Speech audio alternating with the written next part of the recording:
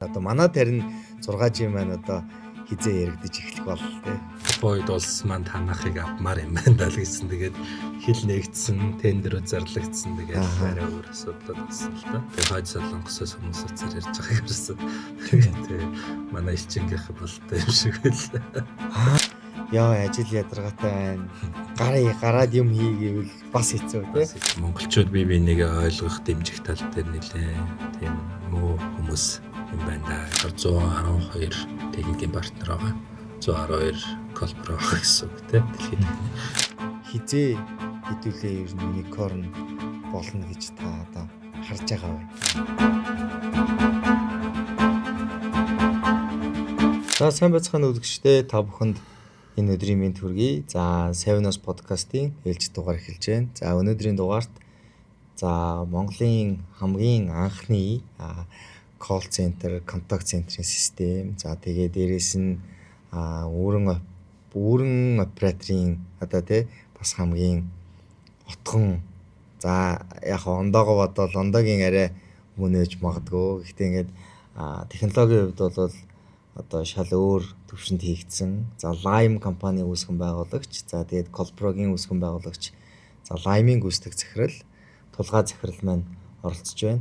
За танд энэ өдрийн мэнд хүргэе. За баярлалаа. Энэ өдрийн мэнд. За та би таныг нөгөө Барселонд явчаад ирсэн гэж сонссон. Тэгээд Барселоны сонин сайхнаас хуваалцвал ямар байна гэж. Тий. Одоо жил болгоны 3 сар, 2 сарын сүүл 3 сарын ихээр Барселона хотод, Испани улсын Барселона хотод бүх оператор компаниуд маань дэлхийн өнцөг болон бүрээс цуглаад харилцаа холбооны чиглэлээр бизнес хийдэг залуучууд, компаниуд цуглаад ерөнхийдөө нэг эрхчлийнхаа өнгийг тодорхойлдог, ярилцдаг, бие биентэйгээ хамтын ажиллагаа хийдэг нэг ийм арга хэмжээ болдог MWC гэдэг. Тэгээд энд Монгол улсын харилцаа холбооны бүхэл оператор компаниуд төлөвлөлөө оруулдаг, очдог. Бидний хувьд бол сүүлийн 3 жил өөрсдийн үйлчлэгээгээ танилцуулаад бүттэй тий талбайтай ингэж оролцож байгаа. Тэгээд Colpro Lime-ийн хувьд бол ерөнхийдөө технологи Монгол улсад туршия. Энэ маань амжилттай бол одоо Төв Азид, Зүүн Өмнөд Азид тийм олон улсад энэ технологи борлуулъя гэсэн нэг юм зорилготой юм. Тэгээд энэ зорилгынхаа хүрээнд очдог олон улсын томоохон дунд янз янзын оператор компаниудтай уулзаж өөрсдөө хүрсэн байгаа төвшин, ямар чадвартай байгаа, юу хийх гэж байгаа гэдгээ санал солилцдог, боломжтой компаниудтай хамтын ажиллагаа эхлүүлдэг, туршдаг нэг ийм үйл ажиллагаа болсон. Тэгээд бид хэд нэлээд амжилттай оролцоод ирлээ. Вьетнам улсын Viettel гэдэг оператор компани байдаг. Тэгээд энэ оператор компанитай ихний туршилтуудаа хийгээд эхлэх гэж байна. Сингапурын Circle гэдэг оператор компаниудыг үүсгдэг компани гэх юм уу, технологийн компани. Энэ дэлхийд дээр нэг маш олон оператор компаниудын үндсэн системийг бий болгосон. Тэгээд эдний платформд өөрсдийн бүтээгдэхүүн интеграц хийх. Тэгээд одоо байгаа бол ирээдүйд бий болох хэрэглэгч нарт нь Colpro Lime-ийн бүтээгдэхүүнийг саналуулах гэдэг ийм хамтын ажиллагаануудыг эхлүүлээд одоо ингээд дараагийн ярианууд нь хийгдэж явж байна. Ер нь дэлхийн сонин хачин гэвэл маш их AI яригдж байна. Харилцаа холбооны салбар бол үндсээрээ өөрчлөгдөж байгаа бас нэг сонирхолтой үе энэ жил болж таарлаа гэж би харсан. Тэгээ энэ 20 дахь жилдээ энэ жил зохион байгуулагдаж байгаа юм билээ. Бид нар ер нь маш сонирхолтой дараагийн нэг харилцаа холбооны үе рүү шилжиж байгаа нь энэ AI юм байна. Тэгээд AI-г зөвхөн нөгөө хэрэглэгчтэй байгууллагыг холбож байгаа тал дээр биш. Ер нь бизнесийн бүхэл төвшөнд одоо оператор компани ажилтнуудын маш олон цагийг зарцуулж хийдэг бүх зүйлүүд маш хурдан ийм real time шахуу дата боловсруулаад AI-ийн шийдвэрээ гаргадаг болж байгаа юм байна. Энэ өөрөө биднэрт эргээд бүх үйлчилгээнүүдийн үн хямдрах, илүү боломж нэгдэх юм байна. Гэт ингээд дээдлийн томоосоо эхлээд бүр доотлын энгийн хэрэглэгч хүртлээ бүх chain дээр ингээд AI орж ирж байгаа нэг сонирхолтой байлаа. Дараагийн нэг зүйл нь 6G-ийн талаар нэлээд яригдсан. Тэгээд 6G бол сансар газар одоо бид нар бол газрын станцууд хэрэглээд байна шүү дээ. Тэгэхээр сансрын станц, газрын станц хоёр хоорондоо холбогдож ажиллах энэ маань өөрөө дэлхийн хаанч явж исэн холбоотой байх өндөр хурдны интернет клауд үйлчилгээнүүдийг ашиглах ийм боломжийг олгож байгаа гэдгээр сансрын технологиуд нэлээд хэрэгцсэн нэг ийм арга хэмжээ болсон. За тэгэхээр ер нь одоо юу гэдэг call center, telecommunication энэ салбар бол одоо ингээд маш том өөрчлөлтийн нэг ийм үе дээр те ирчихсэн хоёр үеийн одоо зааг дээр ирчихсэн байна гэж хэлж болох нь шүү дээ. Одоо дараа жилээс ахуулаад ярианы сэдвүүн за AI яаж өөрчлөх вэ гэдэг зүйлийг яригадад эхэлнэ. Бүүн автомат хариулагч нартай тий бүүн AI agentic операторууд нь бүгдээрээ ингээд AI agentic олчихсан тийм хэлбэрлэл ер нь шилжих юм байна гэж бол ойлгогдож байна. За баярлалаа, сайхан мэдээнүүд байна.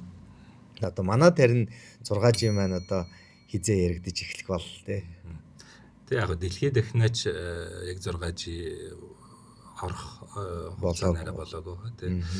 Бид нар чи 2025 онд 5G-г оруулж ирлээ тий. Ингээ бүх операторууд маань 5G-г сүлжээг одоо ласаацсан байна. 5G-гийн гол зүйл бол IoT тий. Тэгээд дээрэс нь интернетийн өндөр хурдан дээр суурилсан бусад интернет суурилсан бизнесүүд маань одоо enterprise-ууд руу гэдэг байгууллагын хэрэглээрөө нэлээд юм орох трендтэй. Тэгэхээр хувирглагчдэр бол бид нэр өндөр хурд аваад л тэгэл болчихж байгаа шүү дээ. Тэгээд YouTube үзсэн, за сошиалуудын хэрэглээ маань нэмэгдэн, киног илүү гоё үзэх байхаа. Бусдаар бол хувирглэн дээр бол нэг их зөрөө гарахгүй болов гэж харж байгаа. Байгууллагын хэрэглэн дээр бол маш их шинэ бүтээгдэхүүнүүд, шинэ үйлчилгээнүүд гарч эхэлнэ. Энэ автоматжуулалт бол маш сонирхолтой шилжиж болох бах тий. Гарах бах тий. Тэгээд маш олон стартапууд өрөх болов гэж бас хараад байна тий. Одоо нэг үйлдвэрийн стартап байлаа. Гэхдээ тэр чин дотроо хэдэн мянган янзаа үйлдвэрүүд байгаа шүү дээ. Тэгэхээр тэр болгоныг нь хариуцсан уул уурхайн, хүнсний, усны ч гэдэг юм. Маш олноор гарах.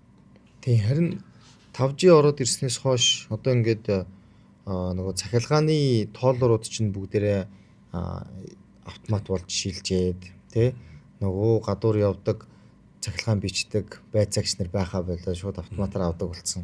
Гэхдээ одоо цуслангийн бүсүүдээр тэр шинжилэлтүүд ингээ хийгээд ирж байгаа шүү. Тэгэхээр энэ бол бас энэ 5G-гийн ач тус байгаа бах гэж бодож байна. Тэр чинээгээрээ хүн цаг хэмнэн зардал буурах ёстой тий гэдэг одоо шилжилтийг бол хийх байх. За дэлхийн нийтээр тэгвэл тийм сонир сайхантай байгаа юм байна. За хоёулаа тэгвэл үндсэн подкастынхаа агуулга руу шилжье. За ер нь за тулгаа гэдэг энэ хүн яагаад энэ харилцаа холбооны салбар руу орж ирвэ тий хизэнээс ер нь орж ирвэ үндсэн ямар мэрэгжил нь юу вэ? Би бол таны академист сурч исэн, академист төгссөн гэж бол сонсч исэн. Тийм тэгээд G-Mobile-ыг анхны инженерүүдийн нэгэ үүсгэн байгуулж исэн. Инженерүүдийн нэгэ гэдгийг бол сонсч исэн. Тэгэхээр илүү одоо тулгаа гэдэг хүний хувь одоо хувь амьдрал гэх нь хайшаа тий одоо энэ боловсролын энэ өөрчлөлтүүд тий ер нь яагаад энэ харилцаа холбооны салбарыг сонгох болов тэр талаараа та ярьж өгвөл. Би Хөвсгөл аймагт 10 жил төгссөн. Хөвсгөл аймгийн хүүхэд. Тэгээд ерөнхийдөө бол компьютер сонирхолтой, програм хангамжид дуртай ийм хүүхэд байсан. Тэгээд миний амьдралд бас хэд хэдэн нэлээд тийм том өөрчлөлт нөлөө үзүүлсэн. Тэгээд тэрний нэг маань бол одоо And Global Land-ийн ондоог үүсгэн байгуулсан анар одоо улсын хурлын гишүүн болсон байгаа. Анарах маань байгаа. Тэгээд намайг дөнгөж оюутан болоод ирэхэд чи энэ чиглэлээр ажиллах уу, сонирхох уу, надтай хамтарч ажиллах уу гэд. Тэгээ би юу ч мэдэхгүй гэхэд тэгээ сураал NetSoft гэдэг компаниас ажлын гаргаа эхэлчихсэн 2004 оноос. Тэгээд тэр компани маань явж байгаад харилцаа холбооны маш олон шийдлүүдийг тухайн үед хийдэг байсан. тэрэнд нь би бол мэдээж нэг ойр зургийн юмд нь туслах те ингээд энэ ингэж ажилт юм байна. Тэгвэл би энэ хэсгийг нэг хариуцаад хийчихье гэсэн мэйхтэй мессежийн янз янзын шийдлүүд дээр ажиллаж үзчихсэн. Тэгээд тэр компани маань G-Mobile компаниг хөдөг холбоожуулах тендер гэдэг тендер Монгол Улсын засгийн газраас зарлагдаад тэгээд тэр тендерт GM International Group-тэй хамтарч орж тэр тусгай зөвшөөрлийг авч ингээд G-Mobile компани үүсгэн байгуулагчсан. Тэгээд тэр үед Анар Захирлийн баг гэх юм уу да тэгээд Netsoft-ийн баг бол илүү техник талаар хариуцсан юм баг байсан учраас би бас тэнд ажиллаж ирсэн нэг инженерийн хувьд тэгээд G-Mobile компани нэмэлт үйлчилгээ болон биелинг хэсгийг төлбөр тооцооны хэсгийг хариуцах ажиллах юм үүрэг ногдсон. Тэгээд биелингийн хэсэг бол яг хөө ингээд нөгөө цаанаас өгөгдсөн том систем учраас би бол нэг тэнд ахтар үүрэг оролтой ажиллах юм байгаагүй юм. Нэмэлт үйлчилгээний хэсгийг авчсан байсан учраас тэнд нэлийн програм хангамж орж ирсэн. Одоо тухайн үед бол нэг мессежээр нэг дугаар руу үсэг бичээд, тоо бичээд одоо янз янзын үйлчилгээ авдаг байлаа шүү дээ. Одоо was гэж ярьдаг. Was гэж ярьдаг. Одоо бол нэг аппликейшнээр нээж чадуулсан. Тэгээд тухайн тиймэрхүү зүйлүүдийг хариуцж ажилдаг инженер байсан болохоор маш их тийм харилцаа холбооны үндсэн дэд бүтц маань надад байдаг. Тэгээд G-Mobile компани надад бүрдүүлээд өгсөн. Өөрт нэг програмын жоохон чадвар байгаа гэдэг. Тэгээд энэ хоёроо холбож нэг 2007 оноос хойш 8 жил эртээ G-Mobile компанид ажилласан. Тэгээд энэ үед бол ер нь энэ call center гэдэг зүйл байх юм байна гэдэг. Тэгээд тухайн үед манай ахлах инженер байсан Нямбаяр гэдэг ах маань одоо харилцаа холбооны энэ дуудлагын чиглэлийн функцүүд ингэж явд юм аа. Тэгээд хятад улсад нэг ийм төхөөрөмжүүд байна. Эсвэл Монголд чанд би нэг ийм ном олоод өгөөч гэх юм. Тийм байдлаар ингээд туслаад явсан. Тэр үеэс би нэг call center гэдэг зүйлтэй нэлээд хүн холбогдсон. Ер нь нэг гэдэг товч дараад байгаа маань цаана ийм идэм байна. Тэгвэл энийг ингэж би програмчилж болох юм байна гэдэг нэг ийм зорилгоор тэгээд мессеж дуудлага гэдэг хоёр зүйлийг бол нэлээд сайн сурсан тэнд. Тэгээд тэр сурсан зүйлүүдээ ингээд нэг бүтээгдэхүүн болгоод G-Mobile компанийнхаа захирлуудад үзүүлсэн. За одоохондоо бол манад тийм шаардлагатай биш байна гэдэг хариу авсан. Тэгээд за тэгвэл би ер нь ажилласаа гараад хувийнхаа юмыг хийя гэдэг шийдвэр 2014 он хавцаа гаргаад тэгээд найзуудтайгаа нийлээд ингээд call center-ийн бизнес руу 2014 оноос хойш ирсэн. Одоо Colpro маань 12 жил болж байна. Тэр бүтээгдэхүүн нь одоо Colpro гэсэн үг. Тийм. Одоо Colpro гэсэн үг. Гэхдээ ягаад тухайн үед одоо G-Mobile call center-ийн систем бол байсан тий? G-Mobile-ийн өөрийнх нь call center байсан. Бид нар болохоор нөгөө call center-ийн бүтээгдэхүүн болгож байгууллагуудад зарыг гэдэг. Тийм санаа яасан юм тий. Тэгэхээр corporate sales яг эзэн яг гэдэг ийм санаа гаргаад тэгээд магадгүй тэрийгэж нөгөө захирал удирдлагуудад нэг сайн ойлгуулж чадаагүй бах. За бас магадгүй тий нөгөө иргэдрүүл чиглэсэн борлуулалт хийдэг хүмүүс байгууллагын бүтээгдэхүүн гаргаад ирэхээр энэ нэг инженерүүд ажиллаа хийхгүй юу гэсэн байж байна. Завтаа байгаа юм байна гэж чинь тий. Завтаа байгаа юм байна гэж бодсон байх. Тэгээд тусдаа гарч ирсэн. За тэгвэл одоо нэг сонирхолтой асуулт байна. Хэрвээ тий тухайн үед таны бүтээгдэхүүнийг за наадах чинь гоё юм байна шүү дээ. Байгууллагын борлуулалтын нэгж үүсгээд за байгууллагын борлуулалт тухайн үед байсан тий зүгээр ингээд багцаар нь дугааруудаа зардаг л одоо дарга зэрэгнээс нах болоод бүгдэнд нь зардаг л байгууллагын борлуулалт. Тэгвэл наадхаа байгууллагын борлуулалтынханд өгөөд борлуулуулаач ээ. Тэгээ наа чин компани өмчөө гэдэг ингээд авцсан болвол одоо мэд тий яах байсан тий өнөөдрийн Colpro Lime гэдэг зүйл байх байсан уу байхгүй юу? Ер нь тийг та бодож үзчихсэн үү? Ер нь хэд удаа бодож ирсэн. Ер нь байхгүй байсан бахаа л гэж бодсон. Ер нь Colpro компани төрж гарахгүй илүү яг энэ ч нөгөө компани байгуулад ашиг олъё гэдэг талаас илүү хобби л байгаа юм чинь тэр чинь залуу инженерүүд байгаа. Тэгэл хийсэн юм нь үнэхээр ажиллаад байдаг. Дэлхийн юм харахаар яг өөрийнхөө адилхан тий ажиллаад байдаг. Тэгээд тэрийг ер нь ингээд G-Mobile компани дотроо ч гэдэг юм уу ингээ хөгжүүлээд явцсан бол илүү тэрэндээ ингээд сонирхоод нэг хайхтар бизнес гэж бодохгүйсэн баг.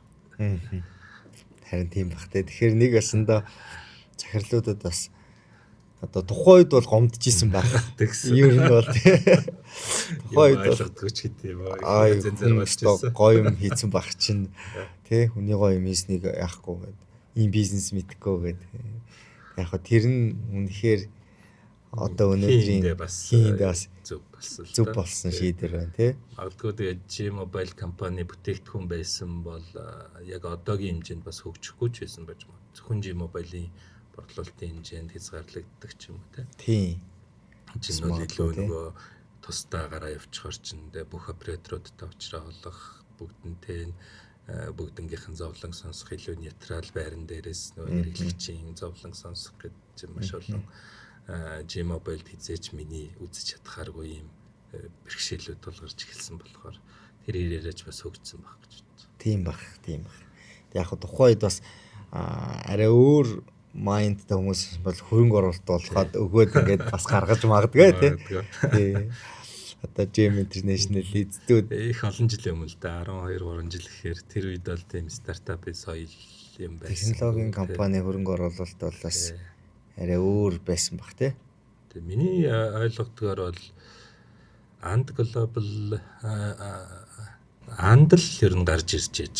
Энэ нэг хөрөнгө оруулалт, энэ нэг экосистем гэдгийг хүмүүс ер нь нэлээд тийм анзаарч хардаг, ойлгодог болсон байх гэж бодсон. Тэрнээс өмнө бид нар чинь Андаас нэг 2 3 жилийн өмнө хөөссөн. 14 онд. 14 он гэхээр тэр үед ингээд стартап гэдгийг бол ер нь манай идрээ манай стартап grind гэдэг нэвтрүүлэг тухайн үед хийдэг байсан. Ингээл заал дөрөн залуучууд суулгаад тэгээд стартап Mongolia гэдэг нэг хэдэн залуучууд гараад ирсэн ингээл талдаа явж байсан. Гэхдээ ерөнхийдөө нэг юм том бизнесмэнүүд ер нь сонирхдаггүй. Тэр нэг хэдэн мөрөдөлтөй залуучуудын community хэлбэрээр хөгждөг байсныг анд гаргаж ирж тэгээд лендмэн гарч ирж ер нь энэ IT-ийн залуучууд руу мөнгө оруулах юм бол бас хэдийгс болоод нугарах юм боломж байдаг юм байна гэж анзаарч тэгээд дараа нь маш олон стартапууд гараад ихэнх нь дампуурч гэдэг. Харин тийм яг л нөгөө тэгээ ковид болоод тий яг л мөчлөгөөр л явж л байна л да. Чам ёсны юм ба. Тийм байна. За одоо тэгвэл та хэд байна тусдаа гарчлаа. Тэг анх бол гуруулаа. Тий гуруулаа. Гуруулаад үсгэн байгуулад тусдаа гараад тэгээ ер нь продакт бол бэлэн гарсан юм биш үү тий? Тодорхой хэмжээнд бэлэн гарсан. Бид өмнө нь open source юмнуудаарч янз янзын 1 2 халтур нээжил гэх юм уу тийм юмнууд хийгээд үзсэн. Одоо банкудад нэлээд тийм call center үйлчилгээ нийлүүлдэг. Тийм байсан. Тэгээд за ер нь ингээд борлуулад байх юм бол болохоор юм байна гэдэг ер нь санаа байсан. Тийм болохоор ер нь компани байгуулагдах тэрнээс өмнөх хагас жилийн хугацаанд л ер нь хэд бүтээгдэхүүнээ жоохон полиштах компани нэрээ олох, дизайн юм янзлах, офис тэгэл борлуулалтын хэсэг юмнуудаа бий болох гэдэг. Тэр маань бол нэг хагас жилийн хугацаанд болцсон болохоор харьцангуй хурдан хийсэн. Хамгийн анхны хэрэглэгч нь ямар байгууллага вэ? Хамгийн анхны хэрэглэгч тухайн үед Platinum Cases Z24 гэдэг компани. Маш их тийм шар логотой тий их өрмөц рекламууд явдаг нэг тийм Platinum компанисан. Тэгээд бид нарыг таньдаг их олон найзууд ах нар маань их дэмжсэн. Одоо номин сайнаа захирал маань тухайн үед захирал байсан болохоор номин жишээ нь манай хамгийн анхны хэрэглэгч болж орж ирж байсан. Тэгээд маш олон бидний найз нөхд эргэн тойрны хүрээллийн хүмүүс ингээд харилцагч болж ихний бидний нэг 10 20 харилцагчийг бүрдүүлж өгчсэн. Тийм байна. Тэгвэл та хэдэд бас нөгөө хамгийн ихний харилцагч олох тэр нэг юм хэцүү үе харьцангуй гайгүй давсан байна тий. Тий гайгүй ялангуяа нөгөө enterprise харилцаа юм чинь ингээд нөгөө чи хин бэ гэдгийг л харж байгаа шүү дээ. Тэрнээс биш ингээд нөгөө борлуулалтын нэг реклам юмд хууртахаа болцсон захирлаад байгаа учраас. Тэгэхээр тэр хүмүүс дээр очихын тулд яг нөгөө NetSoft-д 7 жил болсон ч гэдэг юм уу те. Ингээд нэг 10 хэдэн жил яг энэ IT-ийн салбарт байсан учраас зарим захирлууд таньдаг тэр хэмрээрээ бас за энэ нөхөр нэг арайч хөлигтад явчихгүй дээ гэсэн юм байсан баг. Тэгээд найз нөхдөж гэсэн за ер нь чи нэг юм хийж байгаа юм бол найзын дэмжиж гэдэг сэтгэл зүйж байсан. Салбартаа хүлээн зөвшөөрөгдөн гэдэг нэг юм үнцэг байгаа шүү дээ тий. Одоо саяны таны хэлж байгаа за энэ хүн бол ингээд хөлигтад явчихгүй гэдэг чи өөрөө салбартаа хүлээн зөвшөөрөгдсөн инженеруудын хийж байгаа бүтээгдэхүүн бол мэдээж нэр хүндтэй илүү сайн чанартай асуудлыг үнэхээр шийдэж чадна гэдэг майнд одоо ойлголт бол хүмүүст байдаг байх гэж бол бодож байна. За тэгвэл одоо 14 оноос хойш ерөнхийдөө за нэг жилийн дотор бол 2 жилийн дотор бол нэг ихний 20 харилцагч би болоод Колпро маань бол ингээд ямар ч байсан стартапаасаа эхлээд ингээд маш их нөгөө стартап гэдэг ойлголт бараг байгаагүй үед гарч ирээд тий. Тэгээ ингээд энэ олон харилцагчийг олоод доктортой үйл ажиллагаа явуулж ирээд ингээд боожод ер нь эхэлсэн байна тий. Тэгсэн. 2014 онд бол бид нар ч бас хүнээс юу хүсхээ мэдтгүй л үе гэж л тий. Хөрөнгө оруулалт гэдэг нь яг мөнгө л гэж бодохоос биш. Тэгээд яг авсан мөнгөөрөө яах гээд байгаа юм тий. Хитэн ажилтан аваад яаж томорхын гэдгээ ч өөрсдөө бас сайн төсөөлж мэдэхгүй. Ерөн за ингээд нэг багаар сардаа нэг компани зараад яваад байвал бодох юм шиг бодолтой. Ер нь энэ зах зээл маань өөрөө өргөжөө томроод хаашаа очих тал дээрж бас нэг тийм алсын хараа багтай. Ямар ч хэлсэн нэг юм програм бичсэн тэр нь ажиллаад нэг юм өгөөж идэг нөгөө компанидаа ч өгөөж идэг компани маань бас дуртай төлөөд идэг нэг иймэрхүү үе байсан. Тэгээ тэрнээс хойш л бид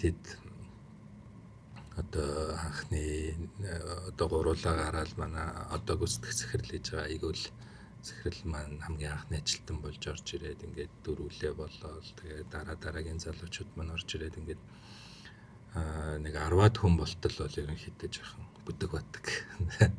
Ямар ч байсан болоод байна. Харилцагч багаар нэмэгдээд байна. Мөнгөөрөө ажилтнуудынхаа цалин тавиад, түрээсээ тавиад өөрсдөө бас нэг хэдэн төгрөгийн орлого цалинтай болоод ингээ яваад болоод байгаа гэдэг. Энэ юм маань ерөнхийдөө нэг 2 жил эртээ үргэлжилсэн, 2-3 жил эртээ үргэлжилсэн. Тэгээд ер нь зах зээл дээр ч гэсэн бид нарыг нэлээд сайн мэддэг болсон. Оператор компаниуд маань ч гэсэн за ер нь Колборотой харилцаад ажиллахад болж байна. Тэгээ борлуулалт нэмэгдэхэд бас хэрэгтэй юм гэд. Ингэж явж байгаа дараа нь 2017 оноос бол ерөнхийдөө бид нарыг нэг юм гацсах гэдэг юм уу да. Тэр үе эхэлсэн. Одоо яах вэ? Одоо яах вэ? Ингээл яваад байх уу гэдэг. Тэр үед бид хөрөнгө оруулалт хайж эхэлсэн. Тухайн үед Takama Yuichi гэдэг Япон хөрөнгө оруулагч Монголын нэлээдэн салбарт хөрөнгө оруулж гисэн. Гэхдээ том байгууллагуудад биш дандаа юм жижиг дунд дөнгөж өсөж байгаа байгууллагуудад тэр нь зөвхөн IT-ийн ч биш олон салбаруудад мөнгө оруулсан. Тэгээд тэр хүний ерөнхийдөө философи бол аль болох энэ Монголын залуучуудыг дэмжиж эднэрт багахан хэмжээний энжил инвестүүд хий. Энэ маань өөрсдөө ингээд томроод явбал маш сайн байна гэдэг ийм өнцгөөс бид нартай ч бас уулзсан. Манай юмнуудыг үзсэн, харсан. Тэгээд за та хэдд бол маш их тийм боломж байна. Гэхдээ одоо байгаа ингээд энэ арга барил чинь бас ингээд явбал олон жилийн дараа тэр өндөрлөгт хүрэх нэ. Тэгэхээр би та хэдд туслая гэд ингээд тодорхой хэмжээнд хөрөнгө оруулалт хийгээд тэгээд 2018 онд бид нар хөрөнгө оруулалт авчихсан. Тэр үеэс бид нар одоо нөгөө хүний мөнгийг авцсан тий ингээ компаниуд хомруулна гэдэг ингээ амлалтсан улсууд чи ингээ хариуцлага нэмэгдэн өдөр шөнөгөл сууж ажиллах бүтээгдэхүүнээ яаж олон солонгоруулах уу нэмэгдүүлэх үү одоо байгаа хурдаа яаж ихсэх үү гэдэг тал дээр нэлээд ажилласан. Тэр хэрээр Колбро маань бас маш урт цэцтэй хөгжсөн. Тэгэхээр ер нь хамгийн анхны Angel Investor-ыг болол одоо Япон инвестор тий Takami Yuichi гэдэг хүн боллоо гэсэн юм байна. Angel Investor болж орж ирсэн юм байна тий. Тэгсэн 2018 онд орж ирж байгаа. Тэр хүн андад хөрөнгө оруулаад тэгээд хоёр дахь хөрөнгө оруулалт яг IT-ийн компанийн хувьд манад хөрөнгө оруулж ирсэн. Бас их нүдтэй хөрөнгө оруулагч байсан бахал гэж бодсон шүү дээ. Тийм байна тий. Ер нь их судалгаатай тийм хүн байсан байна. Тэгэхээр ер нь за андад ороод ингээд дараа нь танаад гэдэг чинь одоо анар гишүүнтэй ер нь дамжаад ч юм уу ингээд холбогдсон байх уу? Үгүй гэхдээ тэр хүний андтай манайтай уулзсан хүний нэг хүн. Тийм. Тэгэхээр ерөөхдөө нэг андад хөрөнгө оруулаад тэгээд ер нь энэ таалагдж байна. Тэ ер нь танаа IT-ийн салбарт хөрөнгө оруулахад бас болох юм биш үү гэхээр нь мань хүн тэгвэл дахиад нэг юм компани байгаа шүү дээ гэж уулзсан юм шүү байгаа. Би ингээд ер нь сонирхож байгаа шүү хөрөнгө оруулалт байвал уулзах хүсэл байгаа шүү гэдэг үгээ бол нэг хэд хэдэн хүмүүст хэлсэн байсан. Тэгээд тэр шугамар уулзаж танилцчихсан. За одоо хөрөнгө оруулалт авцсан нөгөө мөнгө ороод ирсэн. Ер нь байгууллага хэр өөрчлөгдсөн? За 10 гаруй хүнтэй л байсан тухайд бол 10 гаруй хүнтэй байсан. Одоо манайх ч 120-од хүн байна. Тэгээд тэр үед бол яг ер нь ойлгосон л да бид нар чинь нөгөө байгаа мөнгөө ихэнхийн цалинд явуулаад тэгээд дунд нь нэг юм багахан хэмжээний saving маягийн мал үлдээгээл тэгээд хэд хурдан явчих гэхээр нөгөө ерөг орчих гэдэг хадгалж байгаа юм руу орчих гэдэг чинь нэг юм гал хамгаалах зорилготой мөнгө маань байгаа шүү дээ. Юу яаж ч муугаар иргсэн нэг болгондоо гэсэн. Тэгээд хангалттай мөнгөтэй болцсон. Дээрээс нь Колброгийн нэр хүнд гэдэг юм уу танигдалт дажгүй сайн болцсон. Тухайж манай нөгөө идрээ манаас комедигийн дөнгөж эхэлж байх үе болохоор маш сайн инфлюенс хийсэн. Тийм комедигийн дээрээс нь манайны маркетингийн ур чадвараар бас бид нэлээд их танигдсан ийм үеэсэн болохоор нэлээд их хүмүүс авч эхэлсэн. Тоног төхөөрөмжийн, хүний нөөцийн, тэгээ програм хангамжийн ажлуудаа нэлээд шуурхай орсон. Тэгээд тэр үед бид нар чинь зөвхөн дуудлагын хэсгийг хариуцж байгаа шүү дээ. Байгууллагын зөвхөн утсаар ярих хэсгийг.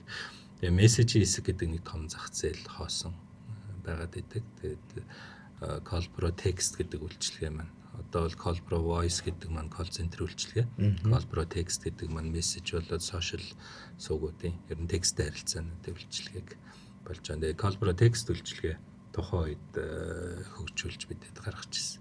Тэгээ энэ хоёр үйлчилгээ маань нийлээд манай харилцагчдыг нэг одоо бидэд нэг 4000-аар харилцагч байгууллагатай байна. Тэгээд тухайн үед маш богино хугацаанд бид нэг 2000 руу хүргэж чадсан. Дээрээс нөө ковид үеч дуудлагыг задлгаад нөө ковид орчин байгууллагууд гэрээсээ ажиллах болно те утас нь заавал юм дижитал юм руу шилжихгүй болохгүй болчихно гэдэг асуудлууд бас үүсээ. Тэгээд маш зөв цагтаа хөрөнгө оруулалт авсан, маш зөв тэр хөрөнгө оруулалт ашигласан. Тийм ээ те. Яг ковидын өмнө бүх бэлтгэл ажлаа маш сайн хангаад тэгээд ковидын үеэр яг борлуулалт ихссэн байж тээ тийм үү. Тийм ээ. За ингээд ковид болоод ирэнгүүт чинь за яста жинхэнэ Colbroгийн одоо нэг халуун хэрэгцээ нь маш ихээр гарч ирээд бүгд л за одоо call center-тай байхгүй болохгүй юм байна гээл те. За эсвэл ер нь бол тухайн үед call center гэдэг ойлголт за operator компаниудад банкудад л илүү байсан. За тэгээд эдгээр бүгдээрээ on premise hosting гэсэн одоо гадны том системүүдийг л хөдөлж авч тэ байгууллагынхаа сервер дээр суйрлуулад л ингээл хийдэг байснаас биш. Ер нь cloud төрлийн call center үйлчилгээ бол ер нь байгаагүй шүү дээ. Хэрэгэлдэг байгууллагч баггүйсэн тий. Бид нарт итгэжсэн орж исэн байгууллагууд нь дандаа жижиг дунд бизнесүүд. Том байгууллагууд бол ер нь нөгөө хэрэглэгчийн аюулгүй байдал тэр privacy нууцлал гээд олон зүйлээсээ болоод манайхыг хэрэглэх боломжгүй. Тэгээ бас бид нар ч яг тэр хэмжээнд ихтгэлд авах үс болоогүй стартап дөнгөж анхлан байгуулагдсан компани хэмжээнд байлаа л. Тэгээ тийм учраас нэлээд жижиг байгууллагууд илүү орж ирдэг байсан. Ковидын үеэр бол ялтчгүй манайхыг бол томчууд нь ч тэр бүгд сонирхож орж ирсэн. Одоо нөгөө зардлын за одоо ингээд хүлээн зөвшөөрөгд бас л зах зээл дээр хүлээн зөвшөөрөгдөд ирэхийн цагт одоо нөгөө зардлын харьцуулалтад хийж эхлэх байх л да тийм мэдээж том компаниудын гадны бүтээгдэхүүнүүд бол өндөр зардалтай байна. За тэгэл сервер дэд бүтцийн зардлууд гээл маш их болж байна. Тэгэл нөгөө scale хийх чадамж нь гээл ингээд дахиад нэг баахан physical server авч тавих юм. Нөгөөдөл нь 3 жил 4 жилдээ илэгдээд солигдох ёстой болж таарна гэдэг ирэнгүүт cloud технологи руу илүү шилжих нь бол зөв болоод ирж байгаа бах тийм үү. Зардлын хувьд бол тэнгэр газар шиг байгаа л да тийм. Одоо нэг $200 сарын subscription төлөх $200,000 нэг удаа юм авах гэдэг чинь тэгээд хязгаарч 1000 сар хэрэглэхгүйгээс шүү дээ. Тэгээд тэнгэр газар шиг байсан. Тухайн үед бидний зөвхөн чадвар талдаа технологийн чадвар талдаа бас сул талууд байсан. Одоо юу гэдгийг Genesis ч гэдэг юм уу дэлхийн өндөр хөгжилтэй Cisco ч гэдэг юм олон жил ингээ хөгжилсөн ийм системүүдийг л банкуд авдаг. Тэгээд тэр системүүд бол үнэхээр одоо дэлхийн хэмжээний номер 1 зүйлүүд манайх бол нэг 20-30% нь л хийдэг юмнуудыг хийх чадвартай юм бүтээгдэхүүн байсан. Тэгээд одоо бол хайрцангуй хөгжлийнхөө хувьд ойролцоо болоод эхэллээ л дээ. Энд чинь нөгөө Cisco-гийн юу хийдэг бүх юмыг л бид нар санаа аваад эмгэлтэй хийж байгаа болохоор тий Cisco маань жилдээ нэг 2-3 шинэ функц гаргадаг бол бид сарда 2-3 функц хийдэг болохоор чигээд ойролцоо төхөд ирж байгаа. Тэгээд за энийг их үнэтэй авах уу? Дотоодын юм бол ер нь баг бүх юм нийцдэг юм биш үү гэдэг юм ойлголт бий болсон. Тэгээд ковидын үеэр бид нарт бас нэг сонирхолтой байсан зүйл бид нар 119 гэдэг ковидын лавлахыг Colpro компани хариуцж ажилласан. Тэгээд тухайн үед 103 одоо шуурхай удирдлагын төв гэж ярьдаг нөгөө Монголын одоо 911 шиг те 102 103 101-ийг ингээ хариуцсан. Энэ байгууллагын маань систем юмнууд 119-ийн ковидын ачааллыг дийлхэ болоод тэгээд нөгөө хил юм бүгд хаагдсан. Тэрийг өргөдөх тоног төхөөрөмжийн асуудал байхгүй гэдэг ийм шалтгаанаас болоод тухайн үеийн агентлаг одоо захим хөгжлийн яам болцсон. Агентлаг дээр яригдаад шуурхай штаб дээр яригдаад Colpro-гийн системээр дуудлагын төвийг бий болгох юм боломж юу вэ гэдэг. Тэгээ бид хэд эрүүл мэндийн яамн дээр тухайн үед 50-аад оператор суудаг, 24/7 ажилладаг. Хэрвээ ачаал хитрэх юм бол 21 аймагт байгаа эмчнэр тэнд нэмэлт оператор байдлаар нэмэгдэж орж ирдэг гэдэг ингээд нэг нэмэгдэх юм бол 100-аад оператор зэрэг ажиллахаар ийм клауд шийдлийг гаргаж өгч тэгээд 119 маань жил гарan ковидын жил гарan манай систем дээр ажилласан. Бидний хувьд бол тэр бас өөрсдөө харуулах бид нар бас нэг энэ хэмжээнд хүрсэн шүү гэдгийг харуулах том боломж. Дээрээс нь бас улсын хайц үед туслах нэг юм сайхан үе гарсан. Тэгээ одоо хүртэл манай залуучууд маань тэр үеэр их бахархдаг гэдэг. Тийм байна. Үнэхээр тэр чинь одоо хэрвээ Colpro байгаагүй болвол Монгол улсын тэр шуурхай удирдлага те ковидын үед яаж чадахгүй байх нь шүү дээ. Тэ гадаадаас юм авъягээд нөгөө нислэгүүд байхгүй болсон, хил хаацсан те. Тийм. Тэгэхээр эн чинь нөгөө үнэхээр бахархмаар л зүйлтэй те. Одоо үндэсний үйлдвэрлэгч маань одоо ингээд үндэсний компани маань энэ одоо хэцүү цаг үед үндэснийхаа энэ хэвийн үйл ажиллагааг хангаад явж байна буюу нөгөө redundancy гэж ярьдаг штэ те. Redundancy-г бид нэр хангалттай аваа явж байна гэхээр чинь үнэхээр мундаг баг. Тэгээд тэрнээс хойш одоо нөгөө 101 102 103-т хэрэглэгдээгүй юу?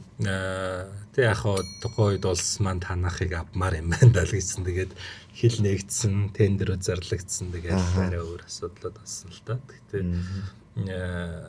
одоо бас тийм 112 гэдэг дугаар дээр Монгол бас 911-ийг бүрдүүлэх гээд ингээд ажиллаж байгаа. Тусгай шуурхай удирдлагын төв. Ерөнхийдөө энэ Азийн орнууд Европ бол 112 гэдэг дугаартай. Америк тэр зүгийнхэн бол 911 гэдэг дугаар дээр явж байгаа. Тэгээд 112 руу хувиргаж байгаа энэ нэг үе одоо энэ жил хэрэгчлүүдэд хийгдэх юм шиг байна. Тэгээд энэ дээр нь ч гэсэн нэг болгох юм байна тий. Нэг болгох юм. Энэ дээр нь ч гэсэн бид нар бас саналаа өгөөд өрсөлдөё санаа хүсэл байна гэдгээ бол илэрхийлсэн явж байгаа.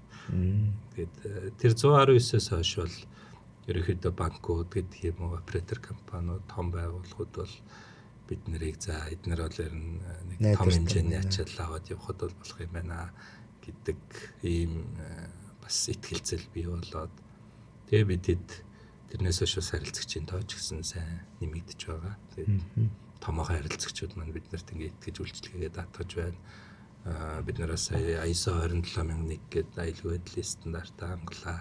Тэгээд ерөнхийдөө бас аль болох олон улсын найдвартай ийм системүүдтэй ижлэхэн бүтээгдэхүүнийг ингээд байгууллагуудад санал болгох гол явж байгаа. Тийм байна. Тэгвэл одоо ISO-го хангачна гэдэг чинь мэдээллийн аюулгүй байдлаа ямар ч байсан бид нэр бүрэн хамгаалах хэмжээнд за тодорхой хэмжээнд хамгаалах хэмжээнд бол хүрчиж байгаа гэсэн үг тийм.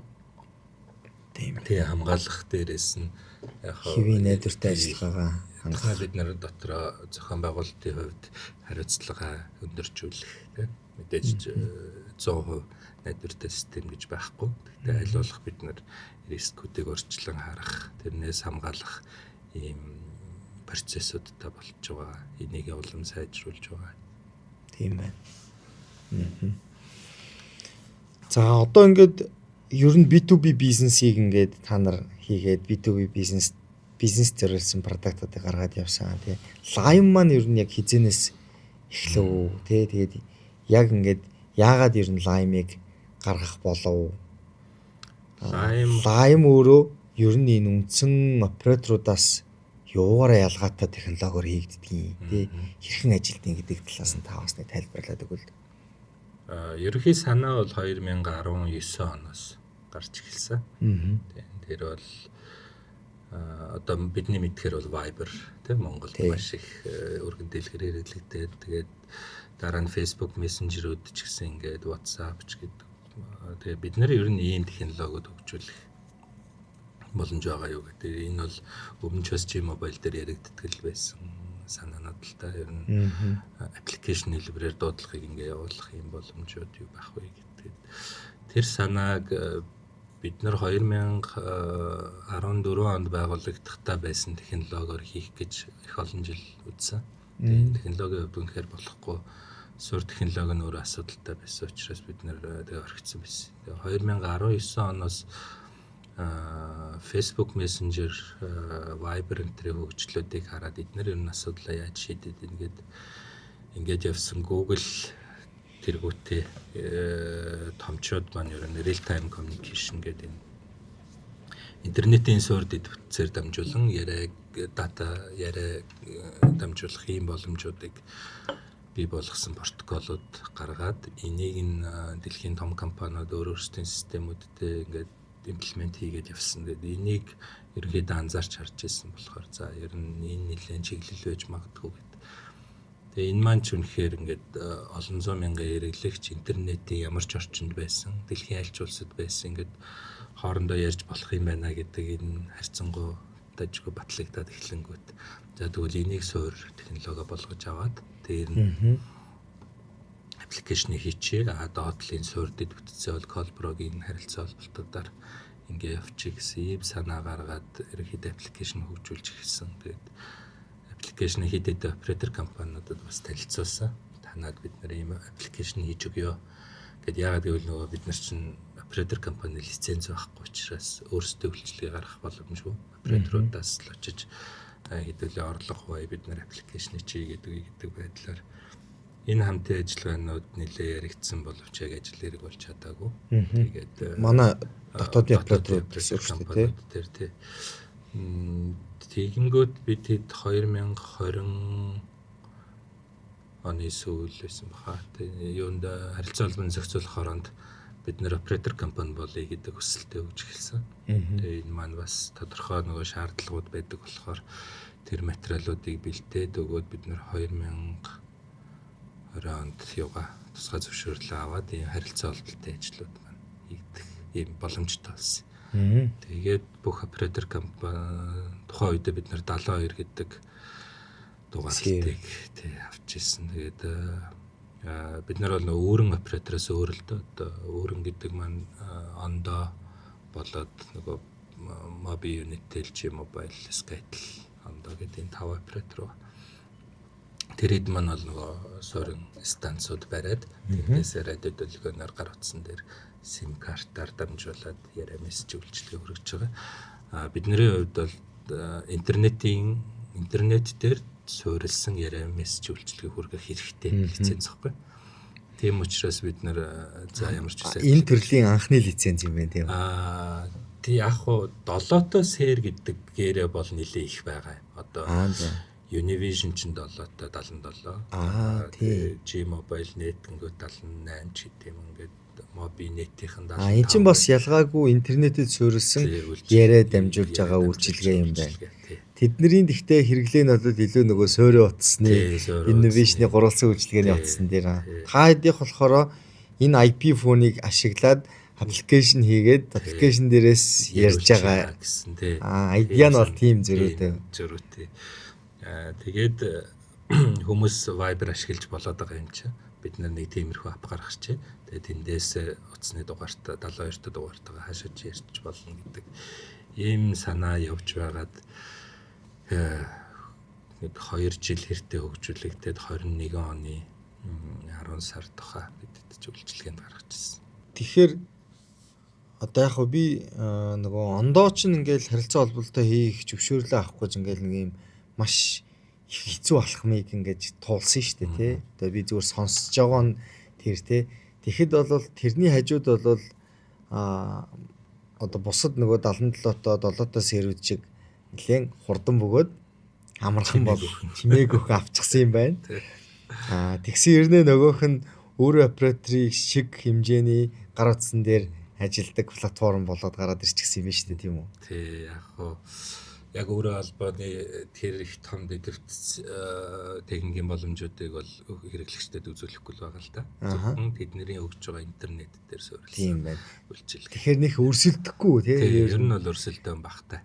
Тэдний зарж байгаа датан дээр суурилж нэмэлт үйлчилгээ болгож voice message явуулж байгаа. Тий. Одоо G-Mobile, Lime 2 хамтраад сая 2 сард ILI гэдэг үйлчилгээ гаргасан. Тэгэхээр G-Mobile-ийн хэрэглэгч нар гадаадад явахдаа Lime-ийн аппликейшнийг ашиглаад дугаар нь одоо 98 та дугаараа гадаад ашиглаж явж болж байгаа. Тийм үү. Монголд ирэхээр SIM-ээр ирчин, гадаадд очихоор Lime аппликейшнийг ашиглаж ирчин. Тэгэхээр нэг ахтар өрсөлдөд байгаа юм бол байхгүй юм байна тий. Таны нөгөө анхны санаа буюу бид нар танай аппликейшнийг хийгээд өгөө гэдэг санааг одоо ингээд хамтраад ингээд явж байгаа гэсэн үг юм шүү дээ тий. Тэгэнгүүт чинь нэг юм яриад байгаа шүү дээ. Одоо нөгөө voice за дуудлага бол бүх сүлжээр үл оператор л одоо хязгааргүй дуудлага хийдэг гэж энэ хязгааргүй мессеж явуулдаг гээл. За тэгэнгүүт дата нь бол бусдаас үний хувьд дата аавна гэдэг зүйл бас яваад байгаа шүү дээ тий. Тэгэхээр тэр дата чинь нөгөө үндсэн операторуудын дата бол мөн үү? Тий. Бид нартэй партнерын гэрээгээр борлуулж байгаа дата гэсэн үг. Тийм үү тий. Тийм учраас энэ бол нөгөө ийм өрсөлдөөн биш тий. Олон улстай бол виртуал оператор гэдэг ийм нэршилтэй болсон. Тий. Үндсэн операторууд бол дэд бүтцээ нийлүүлнэ. Гарч ирж байгаа виртуал операторууд нь бол маркетингийн хувьд юм уу хэрэглэгчдэд таатай байдлынхаа давуу талыг ашиглаад операторын үйлчилгээг тэр хэрэглэгчдэд илүү хямд үнээр шуурхаа борлуулах юм л. Одоо Toki Mobile гэдэг байна те. Ингээд бас өөрсдийн гэсэн дэд бүтц байхгүй мөртлөө хэрэглэгчдэд датаг илүү хямд үнээр илүү сонирхолтой байдлаар борлуулж болж байна.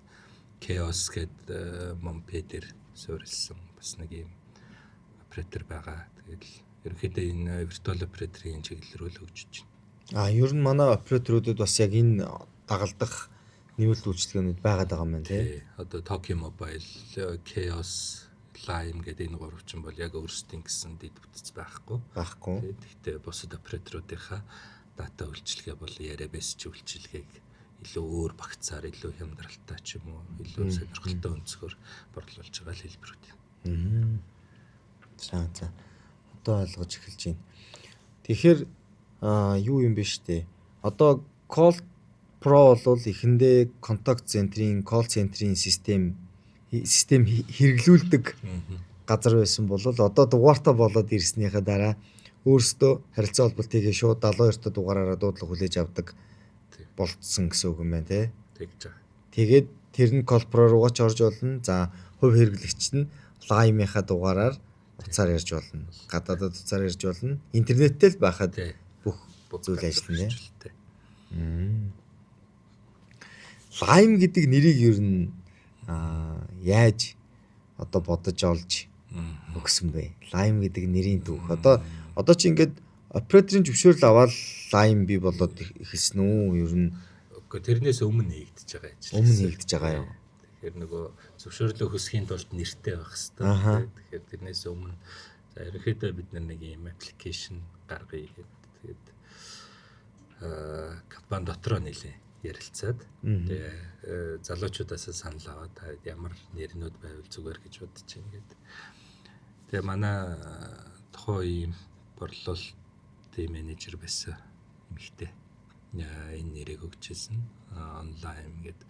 Тэгээд Like Me, Leave Me гэдэг ийм евро утга руу хөрвүүлж болно гэдэг ийм хоёр үг байж байгаа. Тэгээд нэршлийн хувьд одоо Lime гэдэг дээр ерөнхийдөө тогтоод тэгээд on гэдэг нь би Lime дээрээ байгаа шүү гэдэг ийм санаатаагаар тэгээд online гэдэг нь ерөнхийдөө төстэй сонсогдох гэдэг байдлаар өгөгдсөн нэр. Тэгээд нөгөө Lime Jimsny гэдэг маркетингийн брэнд яваа. Энэ илүү сонирхолтой байж магадгүй гэдэг. Илүү гашуун гэдэг. Гэдэг чинь нөгөө одоо ч бас байж л л та нэг Mobicom гэхэр улаан, Unitel гэхэр ногоон гэдэг нэг юм өнгөнүүд байгаад байдаг. Тэгээ бид нэр Lime Jimsny Arctic Lime гэдэг юм өнгөөр брендинг хийж явж байгаа тий. G-Mobile ч одоо Shark тий. Skytel бол Purple. Тий, Skytel бол цэнхэр хөх тий. Тэр өнгөний бас нэг юм байсан. Тийм байна тий. За тэгээд Lime маань үсээд за ер нь залуучууд бас нэлээх хэрэглэгч болоод хэрэглээд эхэлж байгаа бах. Ер нь их хэрэгэлдэм юм шиг байлээ. Тийм ер нь залуу хэрэглэгч нар их. Дээрээс нь нөгөө гадаадд байгаа монголчууд бол бас маш их хэрэглэж байгаа буюу гадаадд байгаа монголчуудад маш том боломжийг олгосон гэж бол хардаг. Гадаадд байгаа монголчууд хит хитэн зүгээр хамаатан садны гэдэг юм уу ойр танилуудын ийм үгээр сонсоход Монголд ийм данстай тэгтээ ингээд мөнгө төгрөг шилжүүлэх гэхээр нөгөө дугаарт нь код ирдэг би тэрийг нэг хамаатан руугаа залгаад тэр утсан дээр чинь код очвоо гэдэг ингээд хийдэг гэл тэгээд хойд чинь нөгөө ийм Монголиа маань үсээд ингээд нэлээд ийм гадаад байгаа хэрэглэгч нар цахимаар үйлчлэгээ авмаар байдаг гэсэн бас дахиад гар утасны дугаараараа нэвтрэх шаардлагатай болдог ч гэдэг юм. Гэт ерөнхийдөө нэг гадаад байгаа хүмүүс танин баталгаажуулалт хийлэхэд хилэндээ салхаал бол тэгэл ер нь Монголоос нэг юм үйлчлэгээ авч чадхаар үлдсэн нэг юм байгаад байдаг. Тэгээд тухайд ч нөгөө ромынгийн үйлчлэгээ маань чих хүнтэй байлаа. Дээрээс нь манайхан ч нөгөө нэг сармар дотроо ромынг явчаад ирэх биш. Аль болох олон сараар нөгөө Солонгост ажиллах, Америкт ажиллах гэдэг ийм хүмүүсийн хэрэгцээ нэлээд байсан. Тэгээд тэн дээр бид хэдий одоо ингээ хэрэглэж байгаа баазыг хараад үзэхээр нэг 110 хэдэн оронд Lime-ыг ашиглаж байна. Одоо ороогүй байгаа хэдхэн орон Африкийн дэнд байгаа нэг хэдэн орон байна. Суданд бол манайхыг нэлээд сайн ашиглаж байгаа. Манай нөгөө инхийг сахиулах багийнхны маань тий ашиглаж юм шиг байгаа. Тэнд байдаг. сонирхолтой нэг юм би хойд солонгосоос хүмүүс уцаар ярьж байгааг харсан. Тэгээд манай элчингийнх болтой юм шиг байлаа. Тэр юм газрын зураг дээр хаана хэрэглэж байгааг хардаг байхгүй. Тэгээд их сонирхолтой орнууд нь надад тэр Судан байсан. Маш том юм Африкийн газрын зурган дээр хэдхэн газар гэхдээ яг голдон дээр Судан дээр байгаа нь их гоё ярагдчихсэн. Тэгээд тэнд байгаа хүмүүсийнхээ бид нараас харилцаа холбоог шийдэж байгаа даас баяртай. Сайхан байсан. Хойд солонгос их сонио харагдаж байсан. Байдгийн байна тий. Байдгийн шиг байгаа. Би гэхдээ хинэн гээд хайгаж олж чадаа. Одоо бас болохгүй л дээ чи одоо хүмүүний нууц шүү дээ тий. Харлаа гэлтэй биш зүгээр юм бол болохгүй. Сошиал юмн дээр ингээ харж байхад юмнууд тэнд байдаг элчингийнхэн хэрэгэлт юм болов гэж би ойлгосон. Бид нэр ингээ хойд солонгос дэмдэрдэг энэ төр гэдэг нэг хүмүүсийн пост мост бол би харж ирсэн. Юунд бол Өмнөд Америкт бол бас байгаад идэм байлээ тийм. Байгаа бах тийм. Аргентин, Чили, тэр Венесуэл тэргээд улсууд бас ажиллаж амьдардаг монголчууд маань бас байд юм байлээ. Чили рүү чинь юу яадаг нөгөө Риогийн компаниуд уурхааднууд бас монголчууд ажилладаг тийм. Африкийн бас нэг зарим нэг оронд хүмүүс ажилладаг шүү. Байдаг. Яг тэр ер нь тэр гарлын хүмүүс гэсэн үг одоо оюутлогоор ростор явдаг болтой яг би тийм апр руу явдаг хүн тань тий бах. Тэгэхээр их сонин оронд байгаад харних гайхсан. Ажиллаар л байдаг болтой шүү. Тийм байна. Тэгээд бид нар чи ингээд 21 ч гэдэг юм ингээд яадаг. Нисдэг нэлийн хэд дамжаал нисдэг. Тэгээ яадаг. Би Чилд байгаа нэг хүнд мэднэ. Африкт байгаа бас нэг хүн мэднэ. Яг л оюутлогын гаралтай хүмүүс Риогийн одоо бас ер нь IT-ийн хүмүүс шүү дээ. Ер нь тий. Риогийн технологи оюутлогын IT дээр байж агаад сүлжээ мүлжийн дээр байж агаад IT дээр байж агаад тэгээд Рио Тинто руу гээд тэгээд нөгөө уурхаанууд руу экспорт урилгаар очдаг тийм мундаг хүмүүс байдаг тий. Бид чинь бол тэгж ажилтдаг гэж би сонссон. Ягаад ч энд монгол хүн амьдрахгүй дээ гэсэн газруудад бол байсан. Тэгэхээр тийм ростор явдаг залуучууд л байгаа. Тийм байна. Наа чинь бол их хөрх сонирхолтой юм байна. За одоо ингээд ер нь за Predator компанитай бол та нар өрсөлдөөн хийгээгүй. Тэгээд энэ харилцаа холболт хийж исэн учраас харьцангуй зах зээл хүлээж авахд бол тийм хаалт те тийм юм бол гайгүй. Яг нөгөө зарим нэг юм стартапуудын туулж байгаа тэр нэг юм хэцүү үеийг бол бас баг туулсан. Ер нь хэр хэцүү байсан бэ? Одоо яг ингээл Colpro 14 оноос хойш ингээл яваал те ямар челленжүүд ер нь та хэдэд маань тулгарч ив те. Тэгээ нөгөө Lime орж ирэнгүүт Lime дээр харилцаа холболт хийгээл ингээл операторууд руу ингээл яриа хийнгүүт ер нь челленжүүд ер нь хэр байв? Энэ дээр ер нь төр засгийн дэмжлэгүүд хэр байсан? Тэ яг одоо 12 жил болцсны дараа л тэр их сайхан үед нь санагдаад муухай юм мартцсан болохоос ш мэдээж жил болгоно л томоохон челленжүүд байдаг. Тэр болгоныгоо давж гардаг тийм байсан. Тэгэхээр бүх юм дардан замаарч бас явчихаагүй. Яг бүх юм айхтар кино шиг ч гэх юм зовлонтой бас байгаагүй.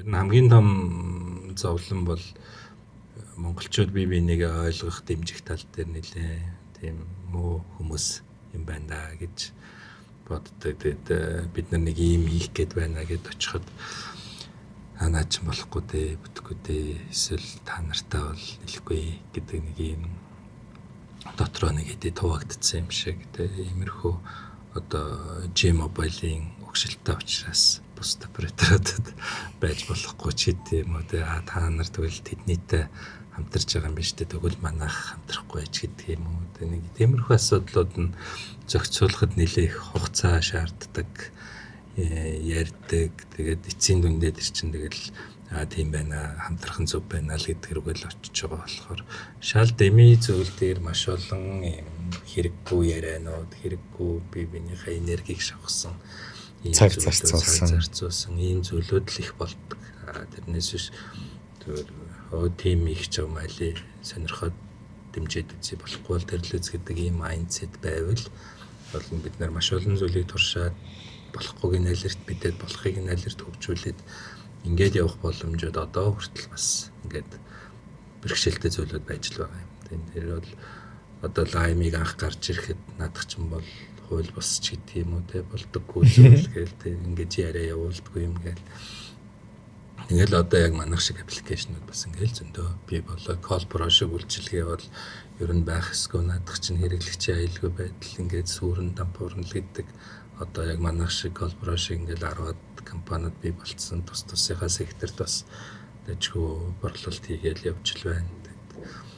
Тэгэхээр иймэрхүү зүйлийг нөө технологийн юм дэвшлийг хэр хурдан зөвшөөрөх, хүлээн зөвшөөрөх, хамтарч ажиллах хан биднэрт нийт улстай хэрэгтэй болохоос биш наадах чи ер нь дэмидэгээд хайсан болгон гэдэг 2-3 жилийн дараа ингээ бодит байдал болчиход байгаа. Шал дэмий би нэг 2 жил 3 жил ингээд хаасан болсон юм болчихж байгаа. Тэгэхээр тэн дээр нэлээ зовлонтой байдаг.